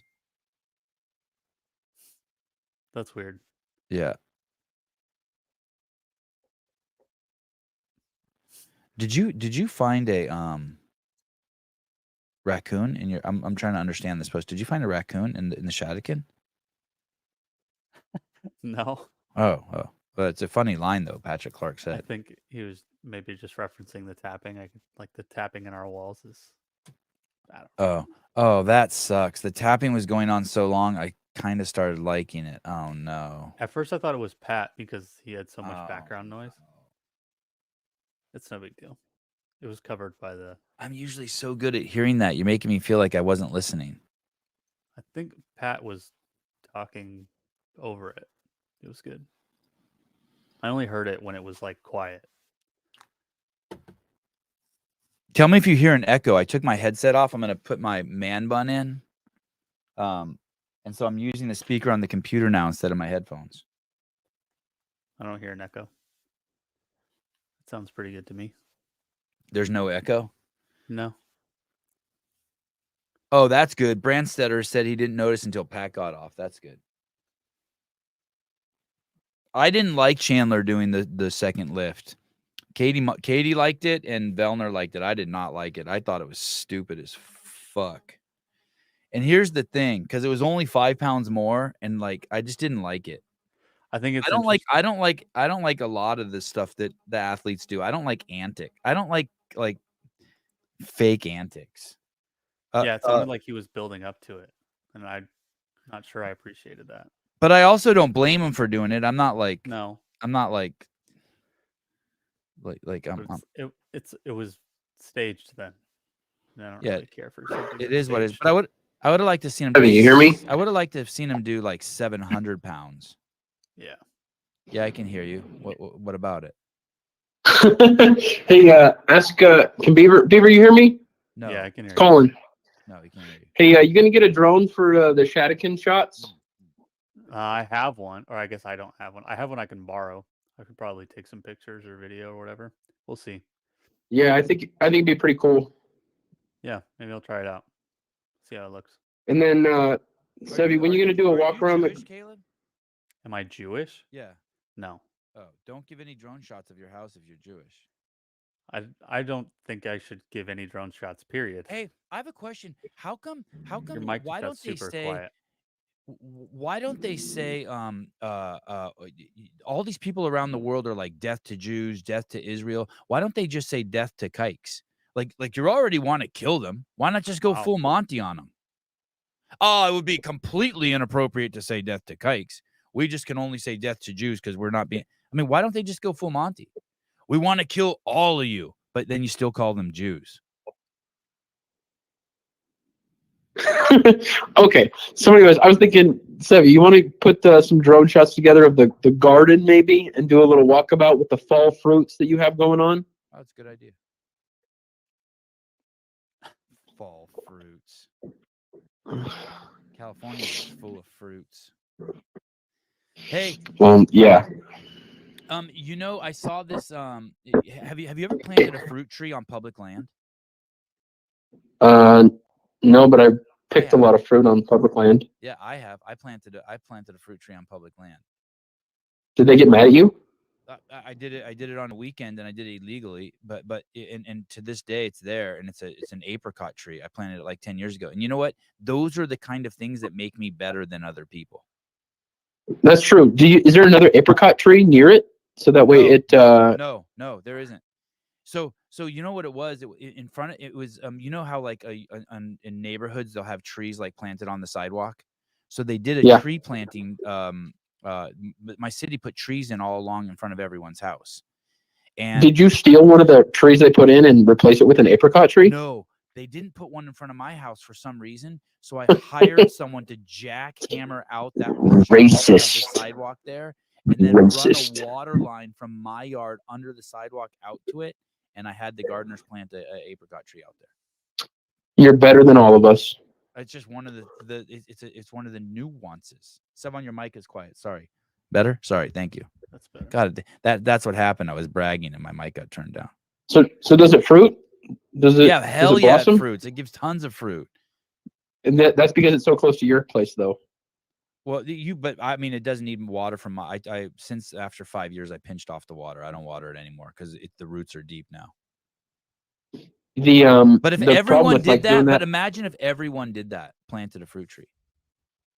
yeah, you got to have the same kind of fruit tree, like an apple tree next to an apple tree or something like that. You got to get it to cross pollinate. Kind of. There's like in Berkeley, there's enough trees of every kind of tree. They'll all cross pollinate. It's fine. Like Sure, yeah. but like where I live in Arizona, it'd be pointless. Like I'd have to plant multiples. You have excuses for your inability to provide for the society. I hear you. I'm on a different level. No, I'm providing content for you, and I'm trying to support Caleb's Shatakin project. Do you know who this is, Caleb? Thanks, dude. Calling? No, I don't. Oh, me neither. I thought it was Will I Plummer. probably do. But I just Colin don't. Lawrence, Oh, hey, what's up, dude? Oh. firefighter medic. I thought you lived in Reno. I used to. Oh. No, that like forever ago. Then I was in Idaho for 4 years, and my parents are in Reno. Oh, I had no idea. I I didn't don't even think know I've you ever listened to heard the your show. voice. I got to catch it on Apple all the time now because I actually like have a real job. Actually, like Hey. I'm a fireman Oh, you text me. all the time. Oh, that's Yeah. nice. No, but I mean just now. Yeah, because you're trying to pull off the Jesus hairdo and you need a haircut. You look like a hippie. Yeah, I am a hippie. Well, I know you're more like a hobbit, but hippie, I guess, because you live in California. All right. On that note, bye. Thank you for calling. It's you're overdue for calling the cops. It's been like 2 months. Okay, thank you. I'll call them today. See you, Colin. Aaron, mental health. I think of any competing since age 19, a high level in Olympic training prior to that, or Cat 10 years and publicly showing flaws and rising to the occasion. Opinion on today's athletes. Aaron, what the fuck's up with your writing Dude, today, are you having a motherfucker? stroke? You are one of the best contributors we've had, and you've had this is back-to-back writing. Are you drinking? Day drinking? Aaron, on mental health, I think any competing since age 19 at high level in Olympic training prior to that. Or Kat, is he talking about Katrin David's daughter? 10 years in public showing flaws and rising to the occasion. Opinion on today's athletes. Son of a bitch, Aaron. I want to give you what you want. Pat? Oh. Or Pat, 10 years in public. Oh.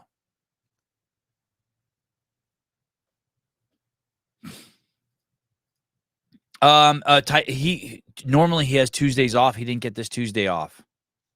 So, Man's got to get back to work. 50-year-old man with 50-year-old man bun with toes out like duck. Okay.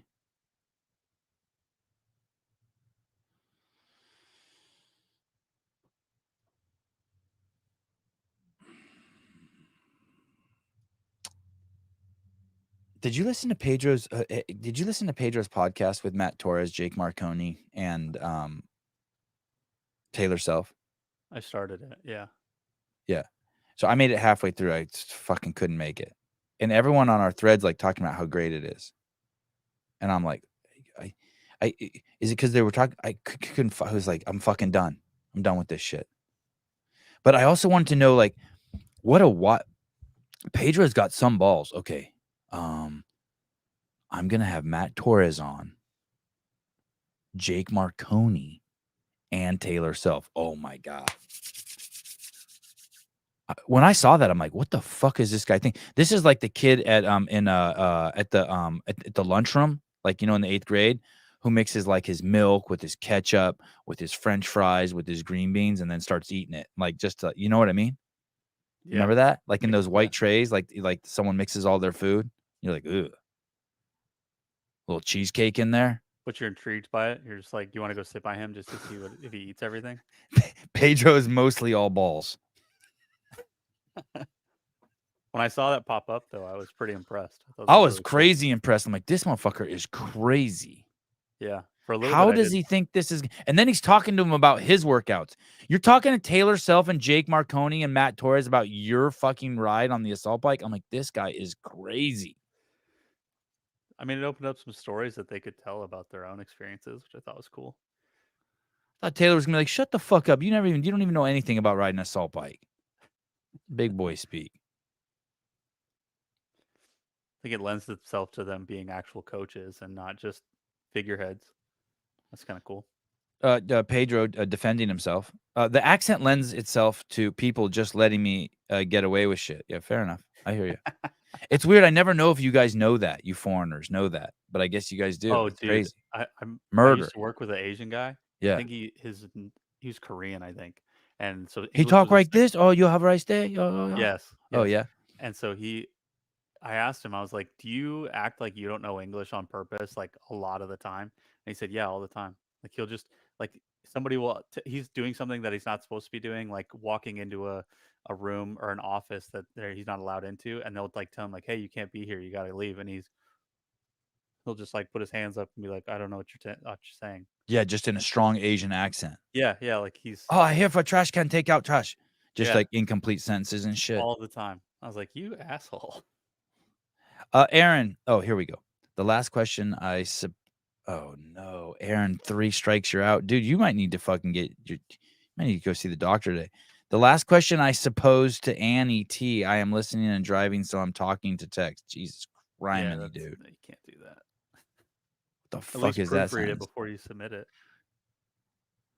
The last question I suppose to Annie T. I am listening and driving, so I'm texting. Oh Wow, my goodness. That's horrible.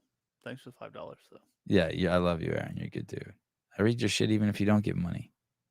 Yeah, wait, pretend like you didn't hear that. Pool boy.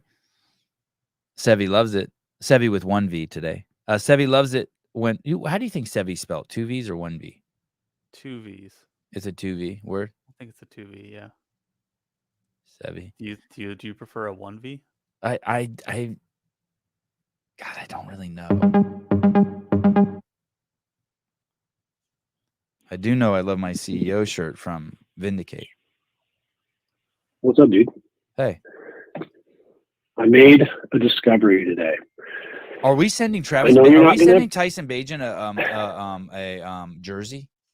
Sevan Podcast jersey? Yeah. Oh, you're awesome. Okay, go ahead. What's your discovery? Get that done. That your So I wife know you likes don't like anal. That shoes. your wife likes anal. I don't have a wife, Oh, all right. and my ex definitely wouldn't. No, neither would I. So I was at Rogue this weekend, and I know you hate shoes, but the Rogue Crocs you can also wear with your toe spacers. They're Oh. that wide. Oh.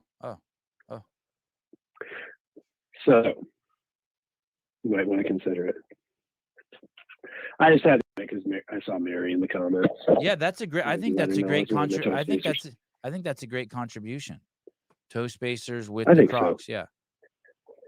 It works well. I put the rock spacer like that rock pad, the toe spacer rock pad on the bottom of my desk. And I just fiddle with it. I fiddle with it the entire show. I kind of just push on the bumps. But you're supposed to stand on it. I just fiddle with it. I have my toe. I'm just fiddling the entire show. My toes are like squeezing the little bumps and stuff. I suppose it's good for your feet. It's getting But cold. I have mine. The rock mat. Have you tried standing on the rock mat for a long period of time? You have tough feet though. I don't go barefoot like you do. Yeah, it was in my garage for about a month, and so I would stand on it I would stand on it a lot. Yeah, it's like just normal for me. It's actually okay. Yeah, it's nice. I actually like it. I don't know what it's for though. Like I don't understand like what the idea behind it is, but I like it. I think it just hits different trigger points in your feet. You kind of move around on it. Mary'd be able to answer that better than me, but it's my assumption. Mary just posted Bethany Flores has been doing the Crocs and spacers for years. That's how she hurt her back. Squatting in her Crocs. Probably added, not a good idea. I added that last part. Not a good idea. All right. That was my discovery. I just want to let you know. Thanks for calling. Crocs and toe spacers. Bye. Fuck Crocs. Crocs are so stupid. Aaron, hi. Okay. Read my $10 question with Annie in place of any. My talking to text is replacing real words and names and other words with random shit. Lordy, lordy. So do you think when he said that, he's like, read my $10 question with Annie in place of any, LOL. My talk to texting is replacing real words and names and other words with random shit, LOL. Laughing face, capital L, capital O, capital R, capital D, space, capital L, capital O, capital L. Sad face, flexing arm, 2 fucking foreign flags and another laughing emoji, please. And then he goes, send. Is that what that dude just did? That's exactly what he did. Jesus criminy. Maybe he's at a stoplight.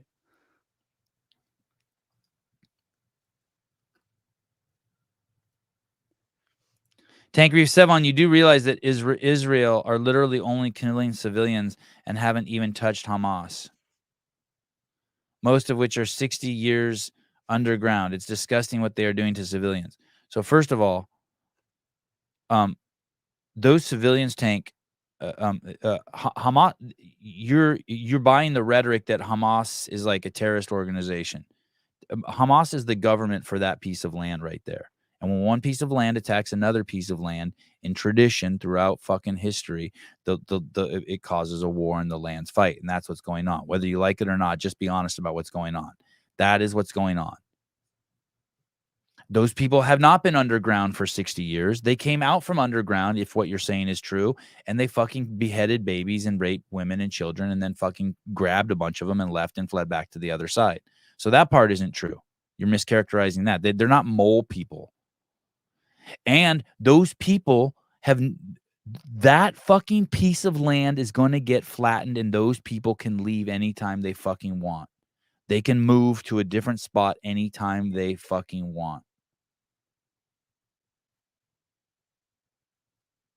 Now, if what you're going to say is it's their land, and here's the other thing too. You know that there were no such thing as Palestinians as an ethnicity. Oh, here we go. Yeah, do it. I dare you. You also realize there were those people there are part of a psyop. There were no such things as Palestinians as an ethnicity until 1964 when the PLO fucking started calling them Palestinians. It was a nationality, and that's even a stretch.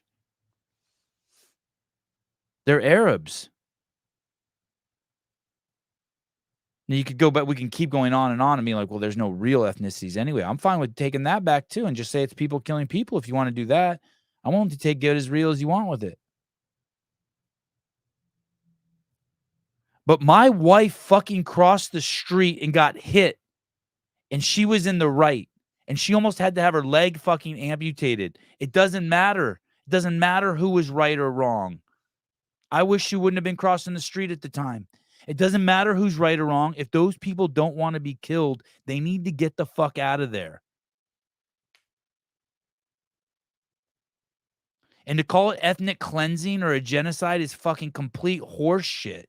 You don't drop 12,000 bombs and only kill 3,000 people and be like it's an ethnic cleansing or a genocide unless you're a real bad shot. He won't take my call. Go fuck yourself.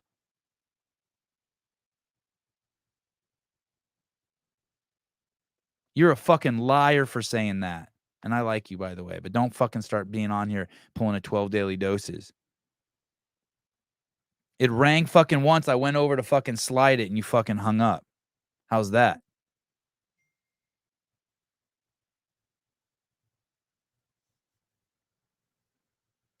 Clock. Israel just dropped several 2,000-pound JDAMs on a refugee center, killing hundreds of people. They say they were targeting one of Hamas's commanders. 4 out of 10. Nah, that's probably, yeah, probably. If it's fair, maybe 6 out of 10.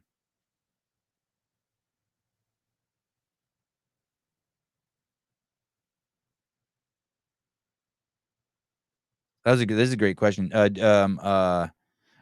David, take the phone, you pussy. You must be talking to fucking Tank, you cunt. You like that? Saucy. Saucy. You're such a fucking bitch. You are such a fucking whore. You fucking bitch. Hey, Beach Craig. I am currently unavailable. Yeah, fuck you. Wow.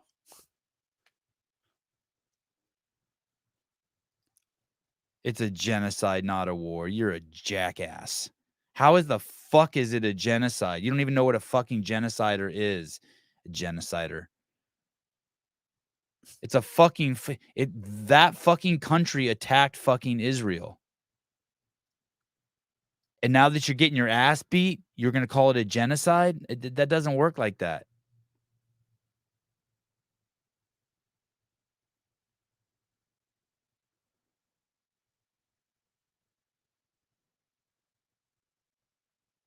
Tank, I hope this doesn't damage our relationship. I really like you. But you can't come on here and say I'm not fucking answering your call when it fucking rang once and I fucking answered it. You sound like 12 Daily Doses who was fucking accusing me of fucking erasing DMs. I don't even know how to erase DMs.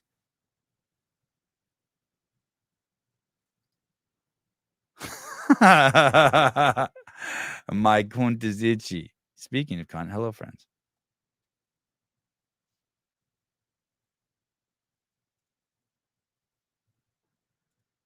Listen, well, that's fine. It's not letting me get through. I hear you. I called you back once too, but don't say I'm not answering your call. I for sure would answer your call. And then you got fucking David fucking douchebag mentally ill weed jumping on the bandwagon. Philip Kelly and I agree that you should have Miranda Alcaraz on. I've had her on like 3 times. Sevan, would you box Tank? Box? Like physically box him?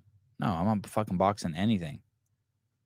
But why? I'm sure as fuck not boxing a guy named Craig who has a fucking demon fucking face I'm not boxing a guy who has a demon face as a fucking emoji. Tank, what's up? There he is. I don't know what was going on there. Well, you were too busy accusing me of false shit. Just like you're accusing the Israeli. You were accusing the Israelis of false shit, and then you spread to me. Okay. Explain to me how I'm excusing the Israelis as false shit false shit. No, explain that to me. Accusing them of false shit. Okay. Explain that to me. Are we only starting this war from October 7th forward, or are we going back the like 60 years that this has been going on? We can go back as far they as have nowhere to go, Sevan. Those people have nowhere to go. Where to go? Egypt's not letting them in. Where are they going to go? Swimming? Do you agree? Do you know where the Gaza Strip is? They have nowhere to go. Do you agree that leaflets were dropped all over? Do you think that leaflets were dropped saying, "Hey, we're going to bomb these areas. You need to leave. You need to." And do you believe that Israel warned them that, "Hey, there's the first 2.5 miles of Gaza. We're going to come in and take it." Do you think that they were warned of that? They might have been warned, but why should they leave? So they weren't actually warned this time. They have been warned in the past, Sevan. Mm-hmm. Like I don't know if you watch any Grey Zone at all, but Max Blumenthal was there in 2016, and they do this thing called Pebbles on the Roof. There was no pebbles on the roof this time. They were just indiscriminately bombing. A 2,000-pound JDAM bomb doesn't target Hamas. It targets anybody who's within that area. And a lot of these civilians, they're scrambling right now. They don't know what to do and where to go. They have nowhere to go. The Egyptian border is completely closed. They're not letting anybody over. So where did they go? Just tell me that. Where did they go? It's a 25 by 5 mile strip of land, right? It's not very big. It's like 125 square miles or something like that. Right. Yeah, small. And so where would you go? Where would you go if you knew that you were being bombed and killed and you couldn't get out? What would you do? I would try to protect my family. I'd probably, in this case, try to go underground. Do you think that JDAM was dropped purposely to get tunnel people? That would be my guess. That's why I'm asking the question. Yeah, that's the idea. But I wouldn't drop But why did they drop it on a refugee camp and killed like 300? Man, I'm seeing photos all the time. And Sevan, I'm not pro-Palestine, man. I'm not at all. But you're anti-killing women and children. Yes, of course. Right. 100%. Yeah. Without saying, of course. Yeah, me too. Sevan, we're not far off, man. We're really Yeah. not far off. I I'm hear just you. not. I hear I'm you. just, Hey, do you think that you know, do you I'm think just Israel do you agree that Israel has to take that piece of land? no. I do. I think that they do. I think it's come to a point where, okay, we're going to have to take that piece of land, and you're going to have to realize you're not really Palestinians by ethnicity, and you're going to have to go back to whatever Arab country was originally yours.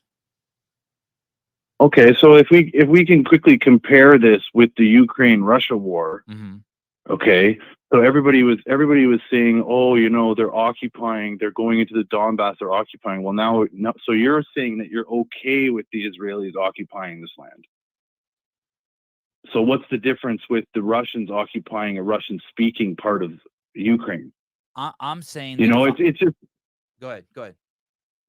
No, go ahead. I'm saying that if I want to live, that I don't die on on this hill.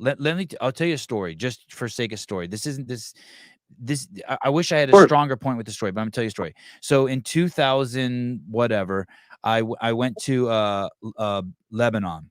And in Lebanon, there's a city called Anjad where my dad was, where my entire family was brought to during the genocide. The French or the English ships came and saved them, or the French ships came and saved them, and they didn't get killed. They were one of the few lucky Armenians that didn't get killed, and they were brought to Lebanon. Anyway, so my dad and I from Lebanon drove through the Syrian desert into Turkey, and we drove to the house that my grandparents had to flee during the genocide. And I knocked on the door and I went in the house. And when I say I went into it, it was a house. It's literally like a stone structure, like made of stone. Like it didn't have running water. The town had a well that everyone got water from. There wasn't electricity there. I mean, it was it was like cave living, right? But there was a family living in it. Yeah. And I said hi to them, and my dad spoke enough Turkish to tell them that, like, yeah, our family lived here, and they escaped during the genocide, and there were Turkish people living there. And then we left. We hung out for like 20 minutes, and we left, and I got to see it. No part of me was like, hey, I want that fucking house back. And I understand. I'm not saying that everyone should be like me. I'm not saying like that there should be a whole. I'm not saying that what isn't going on there is wrong or right. But the characterization of it, to me, that it's a genocide or that it's an ethnic cleansing, they could easily napalm fucking Gaza and it would be completely gone by now. They could do what the Americans did to Tokyo during World War II. I mean, we fucking burned 60,000 people alive. Sevan, they are doing that, man. They are. They are dropping. They are like, you don't need to drop 10,000 pounds of bombs on an area where they know there's civilians. Like, and put this all aside. Do you think that Hamas is a terrorist organization, or do you think Hamas is the government for Gaza? Hamas is an idea. Okay. Hamas is an idea. Hamas is an idea, just like. What do you think that we should have attacked Saudi Arabia? Like, let's just make the assumption that the World Trade Center was done by 13 Saudi guys. We didn't attack Saudi Arabia. I'm kind of like, I'm taking your stance now. I'm flipping the script on myself. We didn't attack Saudi Arabia. I mean, if we're talking about the World Trade Center, you think you believe that was an inside job anyway? Oh yeah. Yeah. Yeah, I believe there was bombs in the building, so people can discredit me, but with that's fine, man. Everybody's got their own thoughts. But my whole thing is, Sevan, like, why has there not been any negotiations, man? Like, the U.S. is straight up, they're boycotting any ceasefire. So, you know, when you say that there is no humanitarian sector that isn't being bombed, so they have nowhere out. All I'm asking you again, and I'll come back to it, is where did they go? I think that I think that they keep just moving towards the Egyptian border.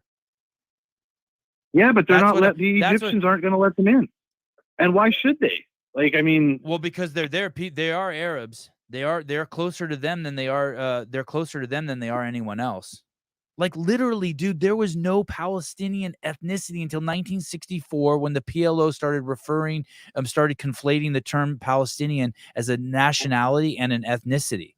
And I know you probably know this, but you can look it up. And you know, I wouldn't bet my life on it, but I bet big money on it that the Palestinian organization was created by the KGB, and they put Yasser Arafat in charge of it as a KGB agent, as a tool to use Palestinian people to fight Israel from the beginning.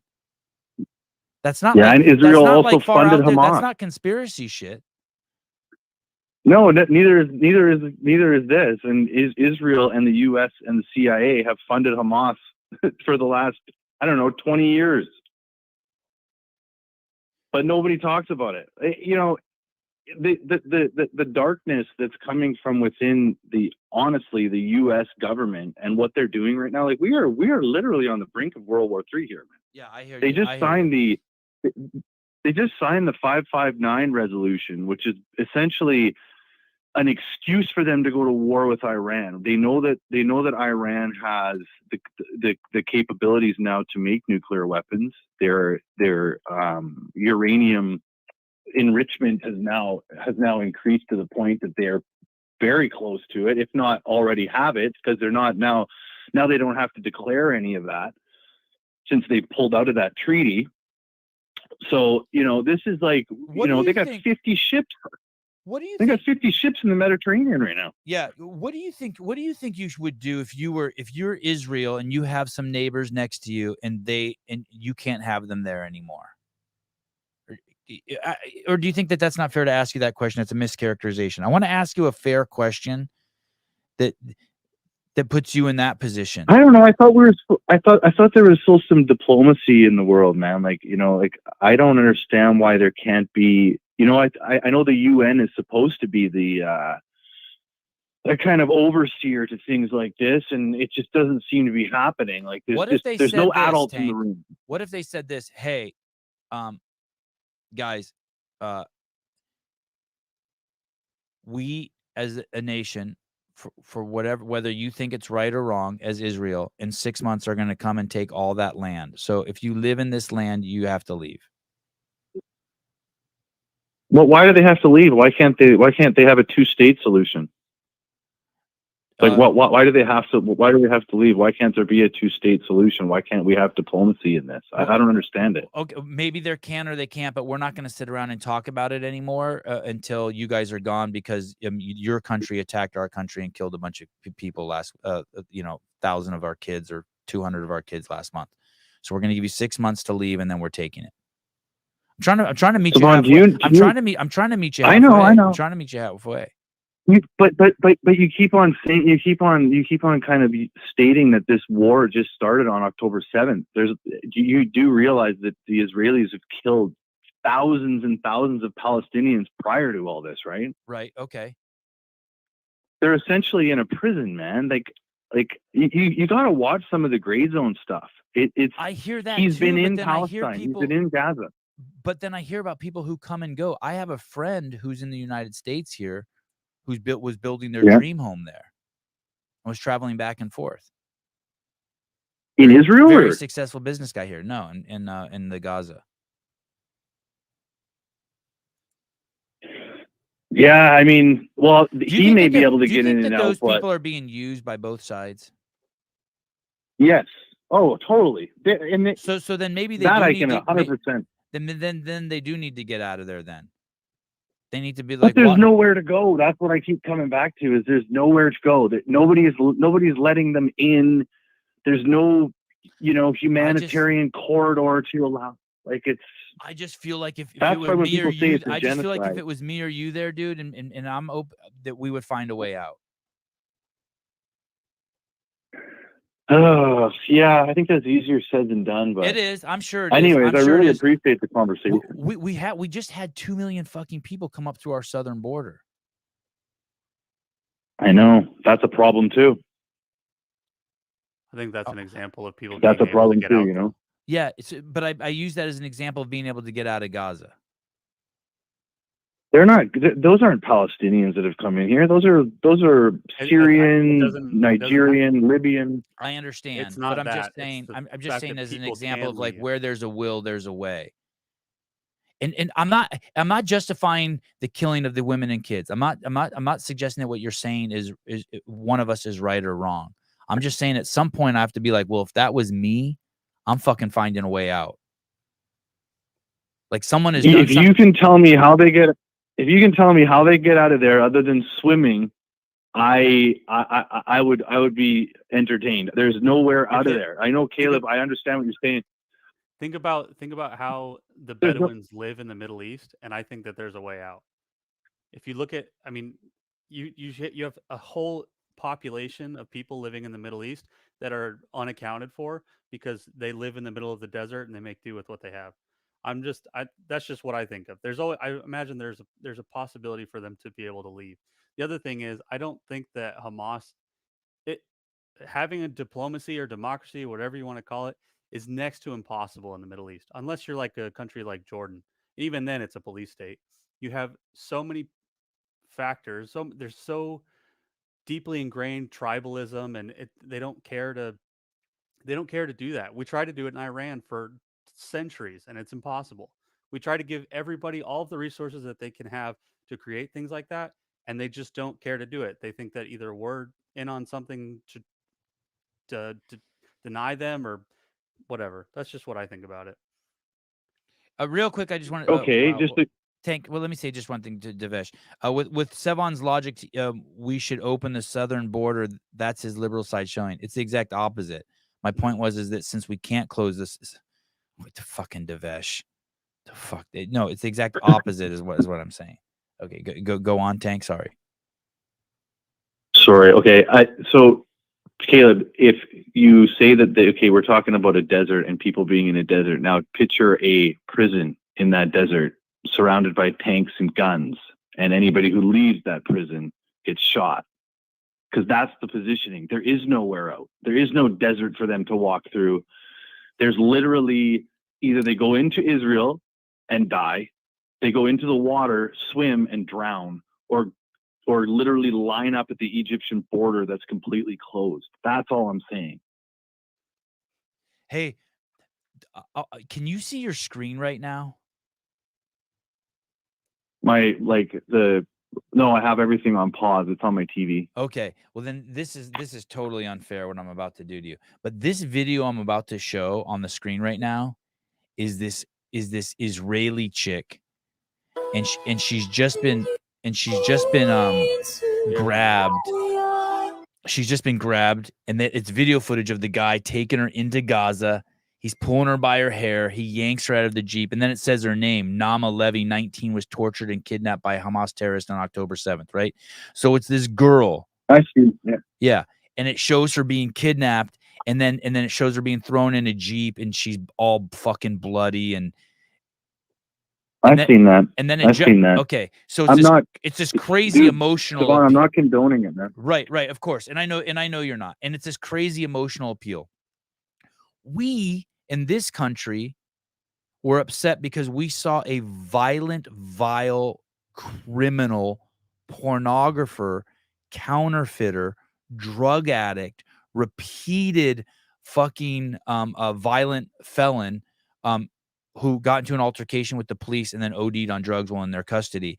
And we fucking burnt this fucking country down.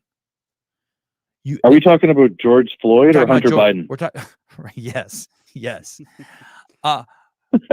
You can only imagine now. I'm not justifying it. I'm just contextualizing it. You can only imagine now what the fuck is going to happen to Gaza when they grabbed someone's daughter. Man, I could show you videos the other way around too, Sevan. Sure, it's honestly both ways. Okay, fair. All right. You know, it honestly, like, you know, Caleb, I think you're right. I think diplomacy is difficult.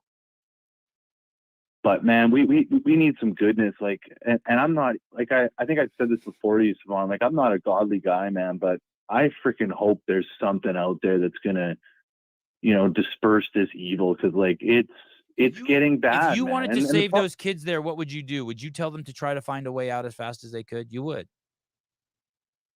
If you wanted to save your family there, you wouldn't sit around and wait for diplomacy. You'd get your kids out of there. Like if the nuclear reactor by my house had a meltdown, I would fucking leave. and I would start my life over, and I wouldn't spend any time trying to come back or like get money from the government or any of that shit. I'd just move and fucking try to start my life over somewhere else as fast as I could. I agree. I keep coming back to the fact that that's situational, and this situation's a little different, just given the fact that there is nowhere out, man. You know, like do you think diplomacy? Give them 3 days. So you think the only hope is that people like us who have fucking common sense are like, dude, what the fuck are you doing, killing women and children and kids over there? Fucking stop it. Well, it's a bigger thing than that. I mean, the U.S. having all these bases and stuff throughout Syria and Libya and all. I mean, you know, we're constantly the ones. Whether you want to call it NATO, the deep state, whatever, you know, we're constantly the ones with the finger in everybody's faces. And unfortunately, you know, this war, this crescent versus cross war that's coming, like, I don't think people realize the seriousness that, you know, whether, you know, a lot of Americans, a lot of conservatives, a lot of these neocons, they have this pure hatred on for anybody who's brown. It's been like that since 9/11. Never met. And this is just. I disagree with you. Well, okay, but I don't know. I mean, I watch a lot of conservative podcasts. You know, Steven Crowder and the only people in the history of this country who. Sorry, let me rephrase that. The vast majority of the people in the history of this country from the very beginning who hated black people. The vast majority of them were Democrats, and the ones screaming death to the Jews, which is the most vile thing I've ever fucking heard, worse than what we're hearing the rhetoric we're hearing out of people's mouths today. That's all coming from Democrats again. I know. So but if you want to blame, I'm not saying there's not bad people who are Republican. I'm just saying it's the same thing with, I'm not saying that there's not molestation going on in the church. I'm saying that the church isn't trying to normalize it. There's people trying to normalize that it's okay to say death to Jews. And you know, death to Jews really is synonymous with death to America. Death to white people. All that's the same talk. It's all that, I mean, that was all part of the Russian plan. Death to America and death to Israel and death to the Jews is all the same. They're all synonymous. They're supposed to bleed into each other. It's part of the psyop.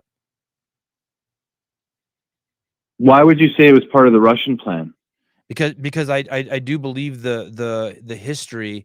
I subscribe to the history that in '64 that the KGB that the KGB switched Palestinian from a nation of people, from a nationality, which included a ton of different ethnicities, to calling it an ethnicity and putting it there to fight Jews and to fight America. That was the plan from '64 forward, and there it's a KGB plant using Yasser Arafat. I believe that. I suspect from just the research I've done that that's true. I can't find anyone to refute it, by the way. There's no one refuting that. There's no like liberals out there who are like, that's not true. There's no one refuting it.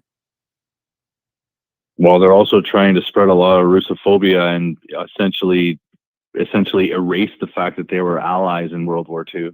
So who the Russians? They were our allies. Right, I mean, they lost 22 million people to help us win the war.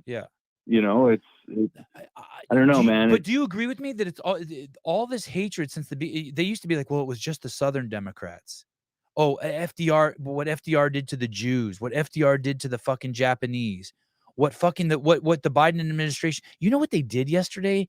They passed some sort of program. The United States, the White House launched a program yesterday to stop Islamophobia. I've seen that. I don't see anyone chanting death to the Spics, death to the Chinks. It's all death to the Jews. I don't see any ethnicity getting that. I don't see any religion getting that. That's just straight. And I don't see anyone doing it except Democrats. It's fucking nuts, dude. It's fucking nuts. It is nuts, so I feel defensive when you say, conservative hate brown people. I'm just like, I don't know, man. I just don't see it. No, maybe that came out wrong. I mean, for me, Sevan, conservative, Democrat, whatever the hell you are, I think they're all shit. Sure. I don't. I mean, respect I've you for that listened- too, by I've the way. listened I to- think you see a bigger picture than me. I respect you for that. No, God, no, I don't. I'm just a regular guy. You know, I just do some research, and whether or not it, you know, it is what it is, Sevan. Hey, man, anyways, I got to get off to work, but, All right. you Thanks know, for really calling. appreciate It was the fun talk. fighting and with you and then getting Yeah, take together care. and hugging. Thank you. all good. Anytime. Take care, Sevan. Okay. Cheers, guys.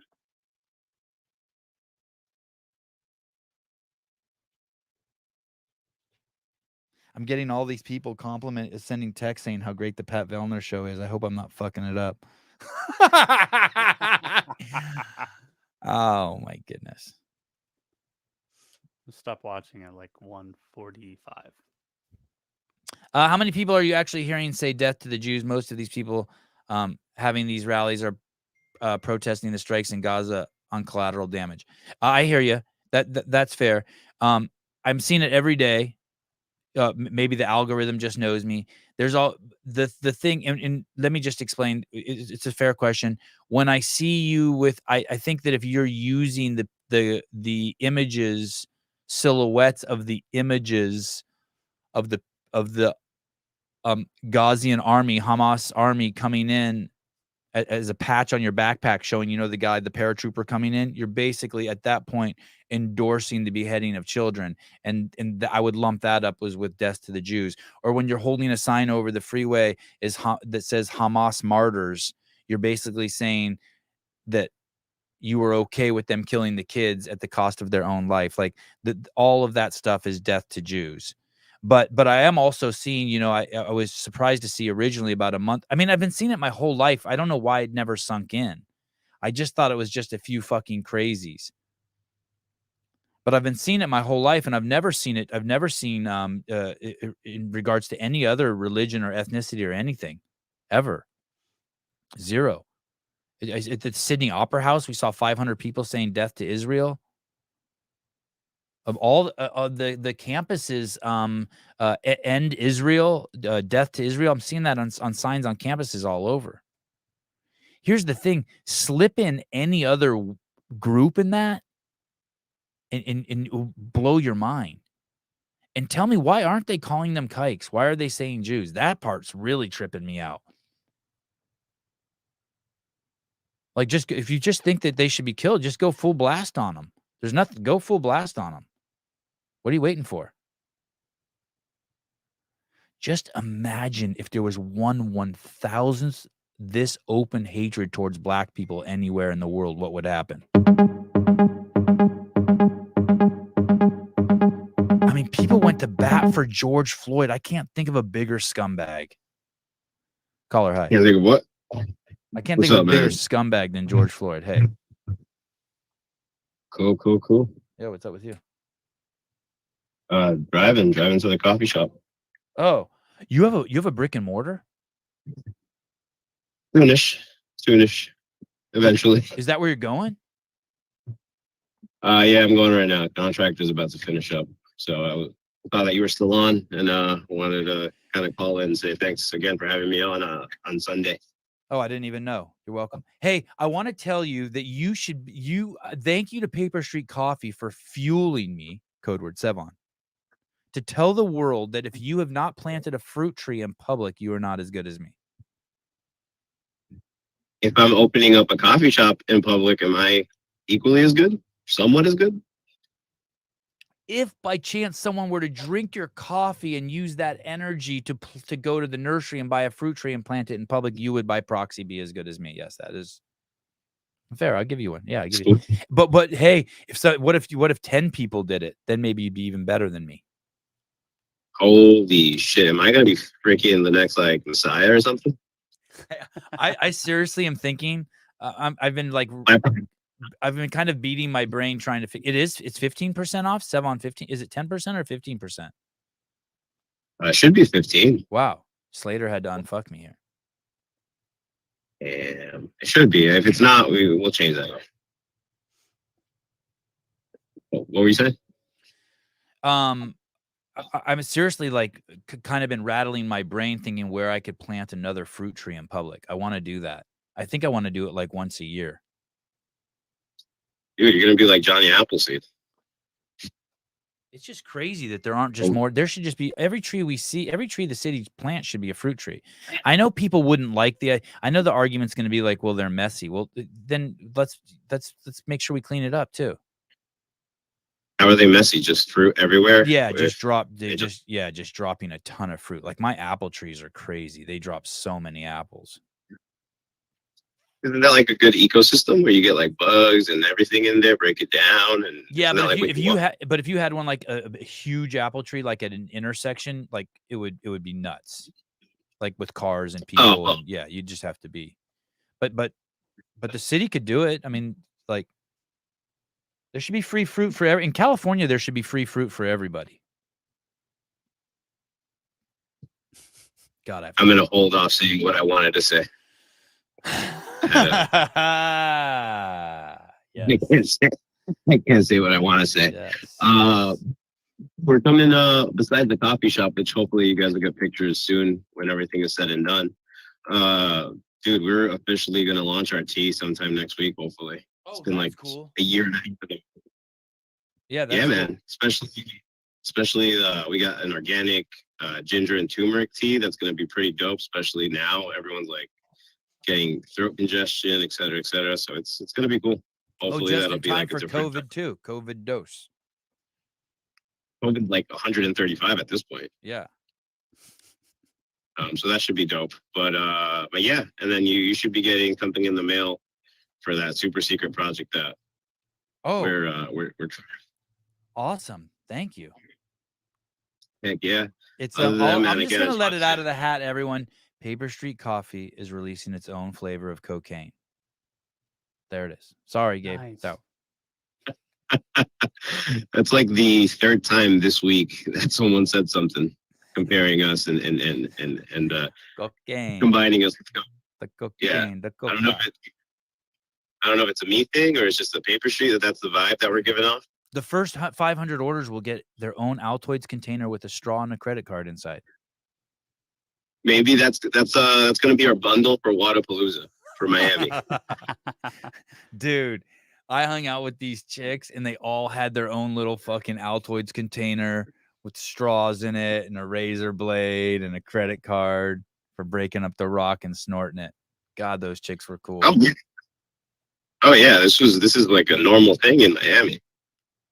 Damn. Not that I would know, and I don't know. What a fun process doing drugs is, isn't it? Like in the beginning, did you ever do drugs and like you smash the rock and like you chop it up and you have to take a deuce. As soon as the drug dealer comes over, you got to drop a deuce. You have like a Pavlovian response. Never had that reaction. I'm not saying I've ever done that, but if I have, I never have had that reaction. Yeah, I gotta take a shit now just thinking about it. Can you imagine I come over with my nose and I'm like, can I have a line? You're like, oh God. I mean, I would have loved being your dealer back in the day. I would have. But yeah, man, I want to say thank you again. Yeah, thank you. Thank you. I can't say I remember any feeling. Okay, good. You know, you gotta not give people ammunition. You never know. Right. You may run for office someday. God, do you remember when that shit mattered? Like if you'd done coke or weed, like they'd ask Jimmy Carter, have you ever smoked weed? Well, now it's like fucking none of that matters. Mr. President, did you ever snort coke? Well, only when I was with whores. Okay, well that's fine, thank you. Well, on the bright side, I've never snorted coke with horse. Me neither. So at least I could say that wholeheartedly and truthfully. You ever been to Amsterdam? You ever been to Amsterdam, Gabe? I have not. One of my friends wants us to go. He's been there, but he wants to make it like a trip with our significant others. I'm like, dude, come on. If we're gonna go, let's just go. What are we gonna do with our significant others? I smoked weed Wipe there. around? It ruined one of my days there. Don't smoke the weed there. Oh, dude, I bet you that's like awesome weed. Ruined my day. Do you have a BIRTHFIT discount code? No. Why not? I don't know. I I don't know if They don't BIRTHFIT. do discounts. I don't know. I don't even know what they sell. I thought that it was more of just like a community, like a message board, or I don't know what BIRTHFIT sells actually. Oh, dude, I forgot. Fuck this. Fuck me trying to get you fucking. Dude, so I talked to Castro. We're gonna do a fucking olive oil based drink at the cafe. His olive oil. No shit. That's for you're announcing that here. You spoke to Dave Castro? Through DMs. I'm hoping it was him. Wow. It's a random guy. So at your where will the cafe be? Will it be in Jersey? It's in Jersey. Dude, that's crazy. We tried it. We tried it this weekend. I made everyone try it. Everyone was afraid they were gonna shit their asses. Yeah, did they? I don't think so, at least to my knowledge. Or, I mean, if they did, it was something else that made them shit. Jan Clark, I took mushrooms last week. It was the worst. Wait until you try coffee with olive oil. With Castro olive oil. With the castor oil, whatever you want to call it. Dude, that's awesome. I didn't even know you and Dave were tight like that. That's awesome.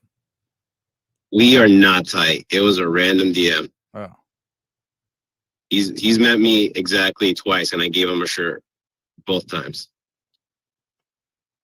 Oh, Paulina. And I've never seen him wear a shirt. Paulina says she tried it and she didn't shit herself. Did not. Well, I'll hopefully next time I see you guys, I'll let you guys try it, and you guys can give me the feedback I need. Audrey spoke to Dave, and he asked us why we're so obsessed with Sevi 1V. That's Because of the nose. Because of the nose. Oh man, yesterday I partied so hard. God, that was good. Did you listen to the Vellner podcast? No, I'm gonna have to go back and re-listen. Oh. Fuck, the road is closed. Sorry. I was really prepared. I was really prepared. He seemed like a good dude. Paulina texted me about his kid, that it was funny. Yeah. So I can't wait to go back and listen to it. I've just been working since, getting back from Rogue and having all this stuff happening. It was a rough start, but it ended up good. Was it? Just because his kid was there, and I could tell Pat was having trouble getting settled. But he cried. I don't think he cried on the podcast. I couldn't even believe he was crying. I was like, "Are you getting emotional?" And he said, "Yeah." No, Pat. Pat cried on the podcast. Okay, no more spoilers. Let me go back and listen to it. I definitely want to listen to it now. All right, bye. I'll talk to you guys. Love you guys. Gabe, Paper Street Coffee, get your discount code now. Is this 12 daily doses? No, I don't think so. Too nice, right? Sevs, I had a physical yesterday. My doctor, Sevs. I feel like we need to open mouth kiss anyone who calls me Sevs. Sevs. Seriously, I think anyone who calls me Sevs, I could get a hand job from.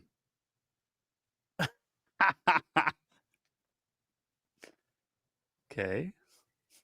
If someone wants to send me, if you ever see me in public and you want to let me know that you want to get naked with me, call me Sevs.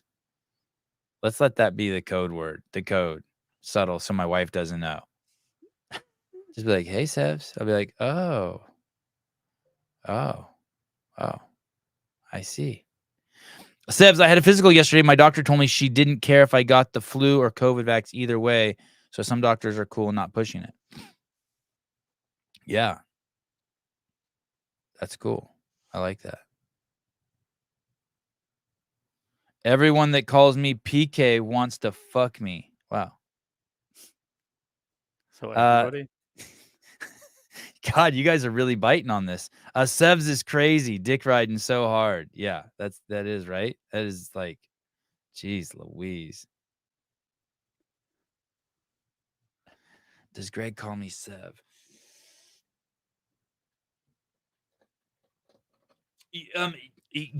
No, I don't think so. But Greg will make fun, like has fun with my name. He'll purposely call me Sevan. Like he does stuff with words in general. He plays.